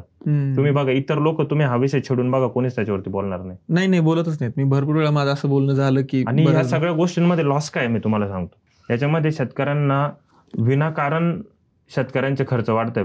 प्रोडक्ट काय असलं पाहिजे संतोष भाऊ, माझं काय म्हणणं आहे का सपोज मी GA वापरतोय, बरोबर आहे, फुगवणीसाठी जो इसेन्शियल आहे, जो वापरावाच लागणार आहे, बरोबर. सपोज तुम्ही एखादं GA घेऊन आला ना, तुम्ही काय म्हणायला पाहिजे का तुम्ही हा GA वापरताय ना, हा GA वापरणं बंद करा, तुम्ही हा वापरा. म्हणजे काय का प्रोडक्ट हे सबस्टिट्यूटिंग असलं पाहिजे. म्हणजे तुम्ही हे बंद करा, हे वापरा. आपल्याकडे काय होतंय, प्रोडक्ट ऍडिशन करताय आपल्या कशामध्ये, प्रोडक्शन कॉस्टमध्ये. म्हणजे तुम्ही हे वापरताय ना, नाही तुम्ही हे पण वापरा, हे पण नको, तुझं प्रोडक्ट हे रिप्लेसिंग असलं पाहिजे. तुम्ही हे वापरता, हे बंद करा, हे वापरा, असं असलं पाहिजे ते. पण लोक नवीन प्रोडक्ट आणून हे वापरा, त्याच्यासोबत हे पण वापरा, हे असं नसलं पाहिजे ते. तर आता खूप कन्सल्टन्सीचं प्रमाण वाढले मी बघतोय. टोमॅटो, सिमला मिर्च, द्राक्ष, अजून खूप साऱ्या पिकामध्ये मी बघतोय, छोटा सुद्धा मोठा सुद्धा शेतकरी म्हणतात की चला कन्सल्टन्सी आपण घेऊया 1 क्रॉपसाठी 2 क्रॉपसाठी. तर ह्या कन्सल्टन्सीमध्ये ज्ञान जास्त विकलं जाते का मार्केटिंग जास्त? तर कन्सल्टन्सीमधनं म्हणजे फ्रेटेली फार्म ट्रेनिंगची कन्सल्टन्सी जर बाजूला केली आणि बाकीच्या जर कन्सल्टन्सी बघितल्या आणि त्याच्यामधनं जर मार्केटिंग बाजूला केली तर खाली काहीच उरणार नाही. बापरे. कारण प्रॅक्टिसेस सांगणारे लोकच नाही आहे याच्यामध्ये. म्हणजे ज्ञान देतच नाही, नुसतं मार्केटिंग, माहितीच नाही, मार्केटिंगच चालू आहे, ज्ञान कोणीच देत नाही. खूप बोटावर मोजणे इतके लोक याच्यामध्ये आहे का जे प्रॅक्टिसेस सांगतात. बाकीचं त्या ॲग्रोनॉमी मधून जर प्रोडक्ट आणि मार्केटिंग जर काढलं तर दूर दूर तक कुछ नाही दिखेगा आपको. शेतकऱ्यांना तुम्ही काय सांगाल की ह्या ट्रॅपमधनं कसं वाचू शकता तुम्ही? शेतकऱ्यांना ह्या ट्रॅपमधनं वाचायची एकदम सोपी प्रोसिजर आहे. पहिले तर तुम्हाला पारख असली पाहिजे आपण सल्ला कोणाकडून घेतोय, आणि दुसरी गोष्ट जर तुम्ही त्याला जर पे करत असाल तर प्रत्येक प्रश्नाला आणि प्रत्येक त्याने दिलेल्या सोल्युशन्सला का विचारा. ते ऍटलिस्ट लॉजिकली तुम्हाला पटण्यासारखं असेल तर तुम्ही त्याच्यावरती ट्रस्ट ठेवा, विश्वास ठेवा. नाही तर त्या गोष्टी आपण इतके दूधखोडे नाहीत शेतकरी का त्यांना ती पण गोष्ट कळणार नाही. शेतकऱ्यांना कळतंय की आपली लूट होते, ही शेतकऱ्यांपासून लपलेली नाही ही गोष्ट. त्याच्यामुळं ती फक्त डोळसपणे बघायची गरज आहे त्या गोष्टीला, असं वाटतं मला. डोळे उघडा आणि पैसे वाचवा, एवढंच मी म्हणू शकतो. आणि शिकायला पाहिजे. खरं तर शिकायला आपल्याकडे प्रॉब्लेम हा आहे का लोक शिकण्याची प्रवृत्ती नाही आहे. थोडक्यात म्हणजे कोणी त्याचं वाईट नाही वाटून घेतलं तर मी बोलू शकतो की सांग कामाची सवय लागलेली आहे आपल्याला. काम सांग आम्ही करतो, तर ती सवय नसून आणि शिकण्याची प्रवृत्ती कुठेतरी आपण जागी केली पाहिजे. त्याच्यातून ही सगळी लूटमार सगळी गोष्ट थांबू शकते. हा, म्हणजे एक एकर असू दे, 2 एकर असू दे, 3 एकर असू दे, शेती जर ऍज अ बिझनेस म्हणून जर त्याला बघायचं आहे तर शिकणं गरजेचं आहे. जेवढा शेतकरी मोठ्या शेतकऱ्याचं छोटं अज्ञान पण नुकसानमध्ये बघायला गेलं तर मोठं असतं. कारण एक फार्मर आहे ज्याच्याकडे, सपोज माझ्याकडे 1 एकर क्षेत्र आहे आणि एक फार्मर आहे ज्याच्याकडे 20 एकर क्षेत्र आहे. मी अज्ञानामध्ये एखादी गोष्ट केली तर मी 1 एकराला करेल ती, पण 20 एकरावाल्याने अज्ञानामध्ये एखादी गोष्ट केली तर तो 20 एकराला करेल. फॉर एक्झाम्पल, एखादी गोष्ट नव्हती करायला पाहिजे, त्याने त्याच्या अज्ञानात ती गोष्ट केली किंवा त्याला ज्याने सल्ला दिला त्याने ती गोष्ट केली, तर नुकसान त्याचं जास्त आहे ना. बरोबर. त्या तुलनेने माझं नुकसान कमी आहे. हा फरक आहे. आपले जेवढं काही आतापर्यंत डिस्कशन झालं त्यात तुम्ही फ्रॅटाली जे आहे ते भरपूर वेळा बोलला तुम्ही उद्देशून. तर फ्रॅटाली करते काय एक्झॅक्ट ते थोडं सांगा ना, म्हणजे माणसांना. ऍक्च्युली या सगळ्या कामाची सुरुवात, असे जे काही प्रश्न होते, सपोज पाणी किती द्यायचं, केव्हा द्यायचं, असे सगळे प्रश्न आमचे मोठे भाऊ आहे अनंत मोरे आणि हरीश मोरे, अशा या लोकांना ते प्रश्न पडलेत. आणि असे प्रश्न घेऊन जेव्हा आपण लोकल तज्ञांकडे गेलो तेव्हा आपल्याला त्या प्रश्नांचे लॉजिकल उत्तर नाही भेटले. इथं महाराष्ट्रामध्ये, इंडियामध्ये. मग अशा प्रश्नांचे उत्तर आपल्याला पाहिजेत तर आहे, कारण आपल्याला आपलं फ्युचर ही द्राक्ष शेती आहे आणि त्याच्यामधून आपण जर पारंपरिक पद्धतीने जर करत राहिलो तर आपल्याला माहिती होतं ते सस्टेन करणार नाही. मग अशा प्रश्नांचे उत्तर शोधत आमचे आमचे मेंटर पण आहे अरुण मोरे, अशा म्हणजे ते जुन्या काळामध्ये ते थोडेसे शिकलेले होते, त्यांना इंग्लिश यायचं त्यांची जमेची बाजू, म्हणजे त्याच्यामुळे फॉरेन मधनं जे कोणी डेलिगेट्स यायचे, सायंटिस्ट यायचे, त्यांचं ट्रान्सलेशन त्यांना करावं लागायचं. ते तेव्हा MRD बेस म्हणजे महाराष्ट्र राज्य द्राक्ष बागायतदार संघाच्या पदाधिकारी पण होते. त्याच्यामुळे ट्रान्सलेशनचं काम जे असायचं ते त्यांच्या वाट्याला यायचं आणि ते स्वतः वैयक्तिक पण ते हुशार आहेत. त्याच्यामुळं ती गोष्ट ते जास्त चांगल्या प्रभावीपणे ते फार्मर्सला एक्सप्लेन करून सांगायचे. मग असे सगळे प्रश्न घेऊन त्या अरुण काकांकडे आमचे दादा ते गेले आणि त्यांना सांगितलं का बाबा असे प्रॉब्लेम्स आहे, ह्या प्रॉब्लेम्सवरती आपल्याला सोल्युशन पाहिजे. तर 2016 साली साऊथ आफ्रिकेला एक ट्रिप अरेंज करण्यात आली आणि त्या ट्रिपला ह्या सगळ्या गोष्टींना पैसे खूप लागणार होते. मग नाव घ्यायला हरकत नाही, पण वनिता ॲग्रो जी इचलकरंजीची कंपनी, त्याचे जे ओनर आहे नेताजी पवार, त्यांचा खूप मोलाचा वाटा आहे या सगळ्या मुवमेंटमध्ये. त्याच्यामध्ये मग त्या शेतकऱ्यांनी काही पैसे काढले, काही फंड्स हे त्या कंपनीने उभे केले आणि इट वॉज फर्स्ट कंपनी माझ्या दृष्टीने का जिने ऍक्च्युली शेतकऱ्यांना शिकवण्यासाठीचा एक ट्रिप अरेंज केली साऊथ आफ्रिकेला. ओके. आणि साऊथ आफ्रिकेला ते काही फार्मर्सला घेऊन गेले, त्यात दादा पण होते आमचे. सगळाच खर्च कंपनीने केला असं नाही, काही खर्च फार्मरने केला आणि काही खर्च कंपनीने केला. आणि तिथं जाऊन रॉड्रिगो ओलिवा या शास्त्रज्ञाची तिथं, म्हणजे जे अरुण काका होते ना त्यांचे मित्र आहे ऑस्कर साल्गाडो. मग त्यांच्याशी त्यांनी कॉन्टॅक्ट केला का असं ग्रुप आमच्या शेतकऱ्यांचा साऊथ आफ्रिकेला येतोय, तर तिथे त्यांना तुम्ही बेस्ट फार्म्स काही फिरवा, त्यांचे छोटे छोटे त्यांच्या दृष्टीने आपले जे डाऊट्स होते त्यांचे छोटे छोटे डाऊट्स आहे तर ते तुम्ही तिथे क्लिअर करा म्हणे त्यांचे. तर ऑस्कर साल्गाडोचा विद्यार्थी म्हणजे रॉड्रिगो ओलिवा. त्या रॉड्रिगो ओलिवाला बाग दाखवण्यासाठी आमच्या इंडियन फार्मरच्या ग्रुपला त्यांनी बाग दाखवण्यासाठी एक आपण म्हणतो ना गाईड, असं पद्धतीने त्याला पाठवलं.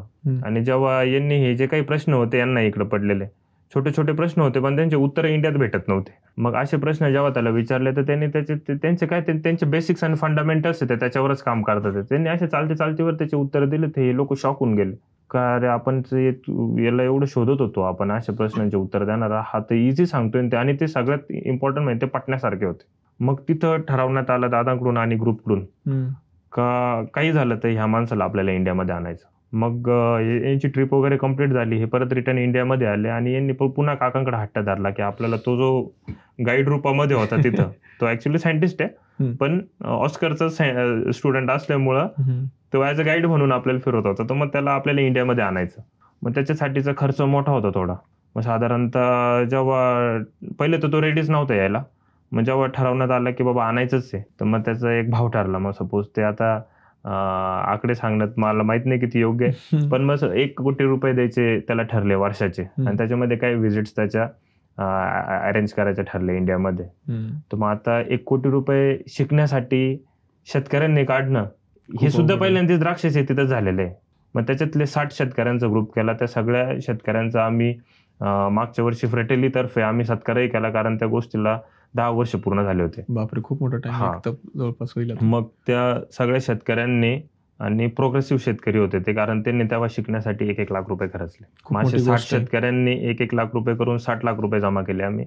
आणि वनिता ॲग्रोनी त्याचं सहकार्य म्हणून पुन्हा त्यांनी काही अमाऊंट ॲड केली आणि असे आम्ही त्यांना जवळजवळ 5 वर्ष त्या रॉड्रिगो सोबत काम झालं. त्याच्यामध्ये खूप आज जे मी एवढं बोलतोय याच्यासाठी, तेव्हा तर मी कॉलेजला होतो जेव्हा हे सगळे प्रोग्राम चालू होते. तेव्हा मी पास आउट झाल्यानंतर ॲग्रोनॉमीमध्ये आलो. पण ह्या सगळ्या लोकांनी एकत्रितपणे त्या गोष्टी शिकल्या. काही लोक शिकले, काही लोकांना त्यामध्ये लॉस पण पत्करावा लागला. आणि ते सगळे ऑब्व्हियसली 1-1 लाख रुपये शिकण्यासाठी काढून दिले. हे लोक लॉस बिअर करणारे पण लोक होते. लॉस बिअरिंग कॅपॅसिटी त्यांच्यामध्ये होती. मग त्याच्यामुळं या सगळ्या गोष्टी शिकायला मिळाल्या. आणि आज आम्ही आहे तर आम्हाला फक्त ती त्या प्रॅक्टिसेस ज्या आपण शिकलेल्या, म्हणजे मी खूप मोठा चेंज मानतो. रॉड्रिगो इंडियामध्ये आल्यानंतर त्यांनी आपल्याला कधीच पाणी नियोजन कोणीच शिकवलेलं नव्हतं. कोणी त्या म्हणजे खूप मोठे चर्चासत्र होतात आणि त्या सगळ्या चर्चासत्रांमध्ये पाणी नियोजनाचा विषयच कोणी घेत नव्हतं, ज्याला प्राधान्य 60%. आणि मग जेव्हा त्यांनी आपल्याला येऊन त्याचं इम्पॉर्टन्स सांगितलं, त्यांनी आपल्याला सांगितलं की आमची सॉइल जी आहे ती सँडी सॉइल आहे. त्याच्यामध्ये आम्हाला सगळे न्यूट्रिएंट्स बाहेरून आणून टाकावे लागतात. तुमची सॉइल ही न्यूट्रिएंट रिच सॉइल आहे. तुम्ही फक्त इथं पाणी नियोजन जर व्यवस्थित केलं, पाणी कधी द्यायचं आणि किती द्यायचं एवढं तुम्ही जर केलं, तरी तुम्ही खूप जास्त, म्हणजे जमिनीत अन्नद्रव्य आहेत, फक्त पाणी द्या व्यवस्थित. हो. आणि तेवढं सगळं त्यांनी आपल्याला ऑन फील्ड ते करून दाखवलं. आपल्या इंडियन फार्मरची टेंडन्सी अशी आहे का आपल्याला स्टेजवरून सांगितलेलं कळत नाही. आपल्याला बोट धरून आणि असं करून दाखवणारा माणूस लागतो. आणि ती पण एक कमी आम्ही आमच्या ॲग्रोनॉमीच्या प्रोग्राममधनं भरून काढली का आम्ही फार्मरला ऑन फील्ड जाऊन आणि त्या गोष्टी समजून सांगतो. कारण कम्युनिकेशन गॅपमुळे तुम्ही फोनवरती किंवा ऑनलाईन कन्सल्टन्सीच्या मार्फत तुम्ही पाणी नियोजनाची तरी गोष्टी तुम्ही समजून नाही सांगू शकता. आता तुम्ही प्रॅक्टिकली ते करताय, तुम्हाला त्याचे लिमिटेशन्स माहिती आहे. फोनवरती किती लिमिटेशन्स आहे आणि इन फील्ड प्रॅक्टिकली त्याचे लिमिटेशन्स ते कमी होऊन जातात, कम्युनिकेशन गॅप. आणि त्या सगळ्या गोष्टींमधनं आतापर्यंतची वाटचाल आपली झालेली आहे. 10 वर्ष झाले तुम्ही काम 10 वर्ष झाले. किती फरक पडला? म्हणजे मी तर त्या गोष्टीला अशा पद्धतीने बघतो की आपण प्रॅक्टिकली फील्डवरती त्या गोष्टीचा किती इम्पॅक्ट, ऑब्व्हियसली इम्पॅक्ट होणारच आहे त्याचा. तर त्याच्यामध्ये माझा दृष्टिकोन हा असतो की शेतकऱ्यांचा विचार करायचा दृष्टिकोन फक्त बदलला पाहिजे. भले त्यांनी त्याच्या माझ्या प्रॅक्टिसेस जे आपण सांगतोय ते त्यांनी फील्डवरती किती नेल्या त्याबद्दल तो मुद्दा गौण आहे. ऍटलिस्ट त्यांनी ह्या पद्धतीने तरी विचार करावा, हा माझा मोटो आहे.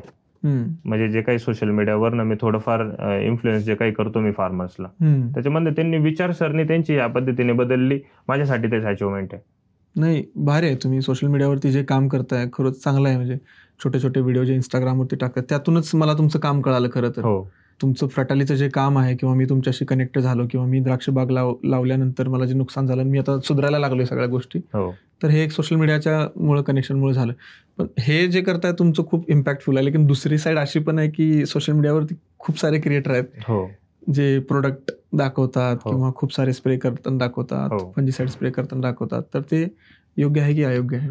तसं बघायला गेलं ना तर सोशल मीडिया हे खूप चांगलं टूल आहे बरं का, आणि खूप जबाबदारीने वापरला पाहिजे असं मला वाटतं.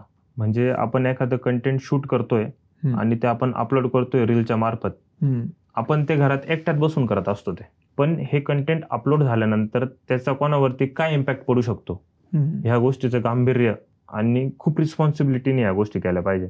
म्हणजे मी एखादी गोष्ट एखादं प्रोडक्ट घेऊन आणि मी सोशल मीडियावरती दाखवलं की हे प्रोडक्ट आहे, हे मी वापरल्याने असं झालं, तर ते तुम्ही खूप जास्त जबाबदारीने सांगितलं पाहिजे. ते इतकं इझिली नसतं होतं. एखादं प्रोडक्ट डेव्हलप व्हायला, एखादी व्हरायटी डेव्हलप व्हायला खूप कालावधी जात असतो. आजकाल जे चाललंय सोशल मीडियावरती, म्हणजे मी बरेच लोक बघतो इंस्टाग्रामवरती, काय वाटेल ते बोलतात, त्याचा कशाशी काही थानपत्ता नसतो. त्यांना त्याच्यावरती विचारणारही कोणी नसतं.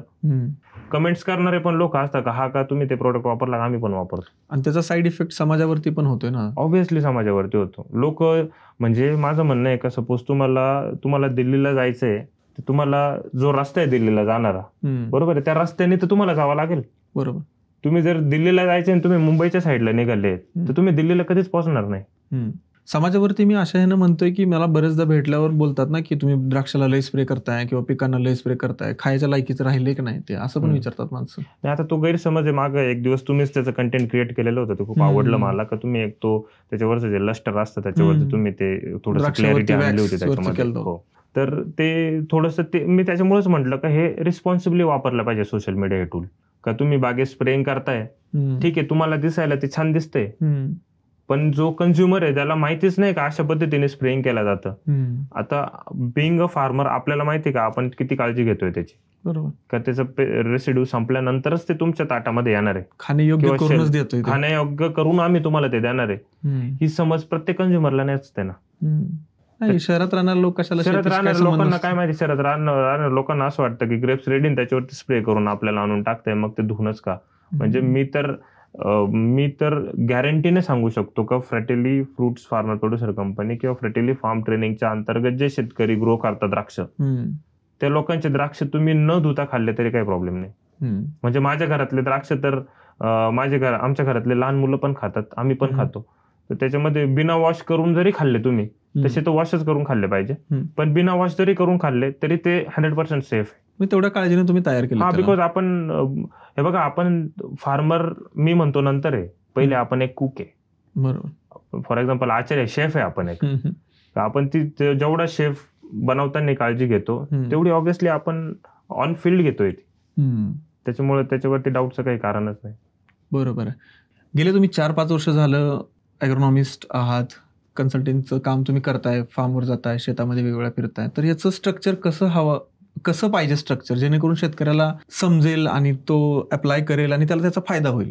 आता ऍक्च्युली त्याचं जे आयडियल स्ट्रक्चर आहे ना, तर बिंग अ ॲग्रोनॉमिस्ट तुम्ही त्या फार्मवरती एका वीकच्या आत पोहोचले पाहिजेत. कारण एका वीकमध्ये प्लांटच्या ग्रोथ स्टेजेस ह्या बऱ्याच पुढे निघून जातात. 8 दिवसांनी तरी पोहोचले पाहिजे.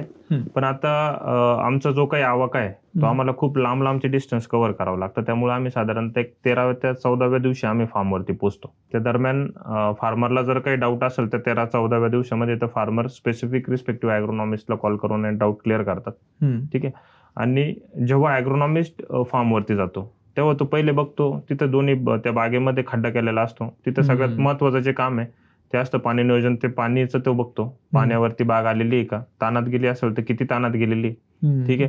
त्यानंतर तो स्काउटिंग करतो, काही इन्सेक्ट्स किंवा पेस्ट किंवा डिझीजचं काही अटॅक आहे का, त्या अनुषंगाने त्यांनी स्प्रे ऑलरेडी फार्मर्सला सांगितलेले राहतात. पेट्रोल रिपोर्टच्या आधारे काही खतं आपल्याला त्या बागेला द्यायची आहेत का, ते खतांचे रिक्वायरमेंट पेट्रोल रिपोर्टच्या आधारे आपण ठरवतो. त्यानंतर सॉल्ट मॅनेजमेंट असते. एखादी सॉइल जर खूप तिच्यामध्ये हेवी सॉइल असते, तिच्यामध्ये जनरली सॉल्ट जास्त, मग त्या सॉइलमध्ये आपल्याला सॉल्ट मॅनेजमेंट म्हणून काही करायचं आहे का, ते सगळ्या गोष्टी त्याच्यामध्ये बघतो आपण.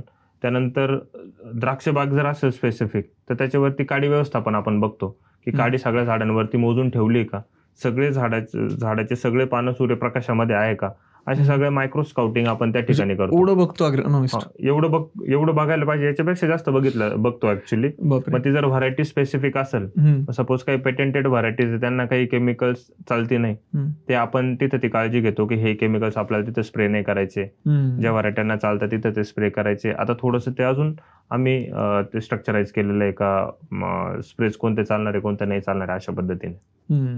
म्हणजे जर स्ट्रक्चर बघायला गेलं तर तुमचं प्रॉपर स्ट्रक्चर आहे, शेतकऱ्याला एंड टू एंड नॉलेज तिथं भेटते. हो.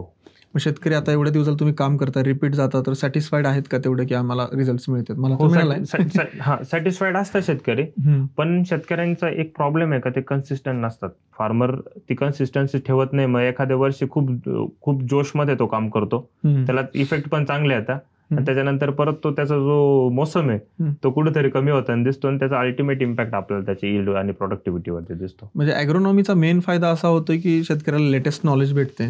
तुम्ही तुमच्या फ्रॅटालीच्या फार्म वरती R&D करताय, त्या R&Dचा एक्सपिरियन्स तुम्ही त्या शेतकऱ्यांना देताय. शेवटचा एक प्रश्न असा आहे की आता तुम्ही शेतकऱ्यांना काय सांगशील द्राक्ष शेती आणि कन्सल्टन्सी बद्दल 1-2-4 लाईनमध्ये? शेतकऱ्यांशी तर मी म्हणजे चर्चा करायची जर ठरली शेतकऱ्यांशी, तर मी असं सांगेल का तुमच्याकडे जो कोणी सल्लागार येतोय, पहिले तुम्ही त्याची पात्रता ओळखा.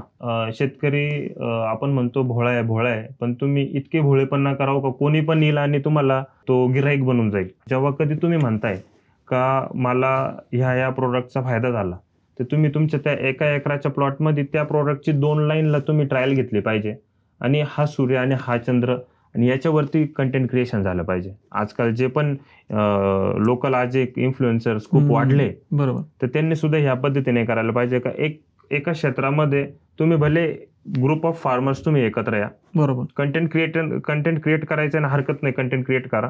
तुम्ही बॉटल हातात घेऊन पण कंटेंट क्रिएट करा, पण तुम्ही एका एकरामध्ये तुम्ही 2 लाईनला त्या प्रोडक्ट मारा आणि बाकीच्या बागेला ते मारू नका, किंवा बाकीच्या पूर्ण बागेला मारा आणि त्या 2 लाईनला त्याला कंट्रोल लाईन्स सोडून आणि ट्रायल्स म्हणतात त्याला. तर अशा पद्धतीचे ट्रायल घ्या आणि मग कुठल्या पण प्रोडक्टचा दावा करा. बरोबर आहे, बरोबर. एक्झाम्पल आधी बघायला पाहिजे, तुम्ही बघा आणि मग ते करा. जनरली लोक ते करत नाही. माझं म्हणणं आहे की ते करून आणि मग तुम्ही हा सूर्य हा चंद्र म्हटलं पाहिजे. बरोबर. आणि तुम्हाला जास्त प्रॅक्टिकल नॉलेज अजून बघायचं असेल तर यांचं पेज आहे विश्वजित मोरे या नावानं, फॉलो करा आणि प्रॅक्टिकल शेती तिकडे बघा. विशुभाऊ, थँक्यू मनापासून. खूप तुम्ही जसं आहे तसं बोलला. थँक्यू. आणि मॉर्निंग पासून एक मोटिवेशन होतं की मला म्हणजे मी खूप पॉडकास्ट बघतो ऍक्च्युली, आणि त्या पॉडकास्ट कधी मला पण एखाद्या वेळेस गेस्ट म्हणून पॉडकास्टला जाऊन बोलायची वेळ येईल असं मला कधी मी या गोष्टीचा विचार केला नव्हता, पण आज संतोष भाऊंमुळे ती गोष्ट पॉसिबल झाली. खूप शुभेच्छा. Thank you so much. आणि अजूनपर्यंत सबस्क्राईब नसेल केलं तर सबस्क्राईब नक्की करा, असेच एपिसोड येत राहतील.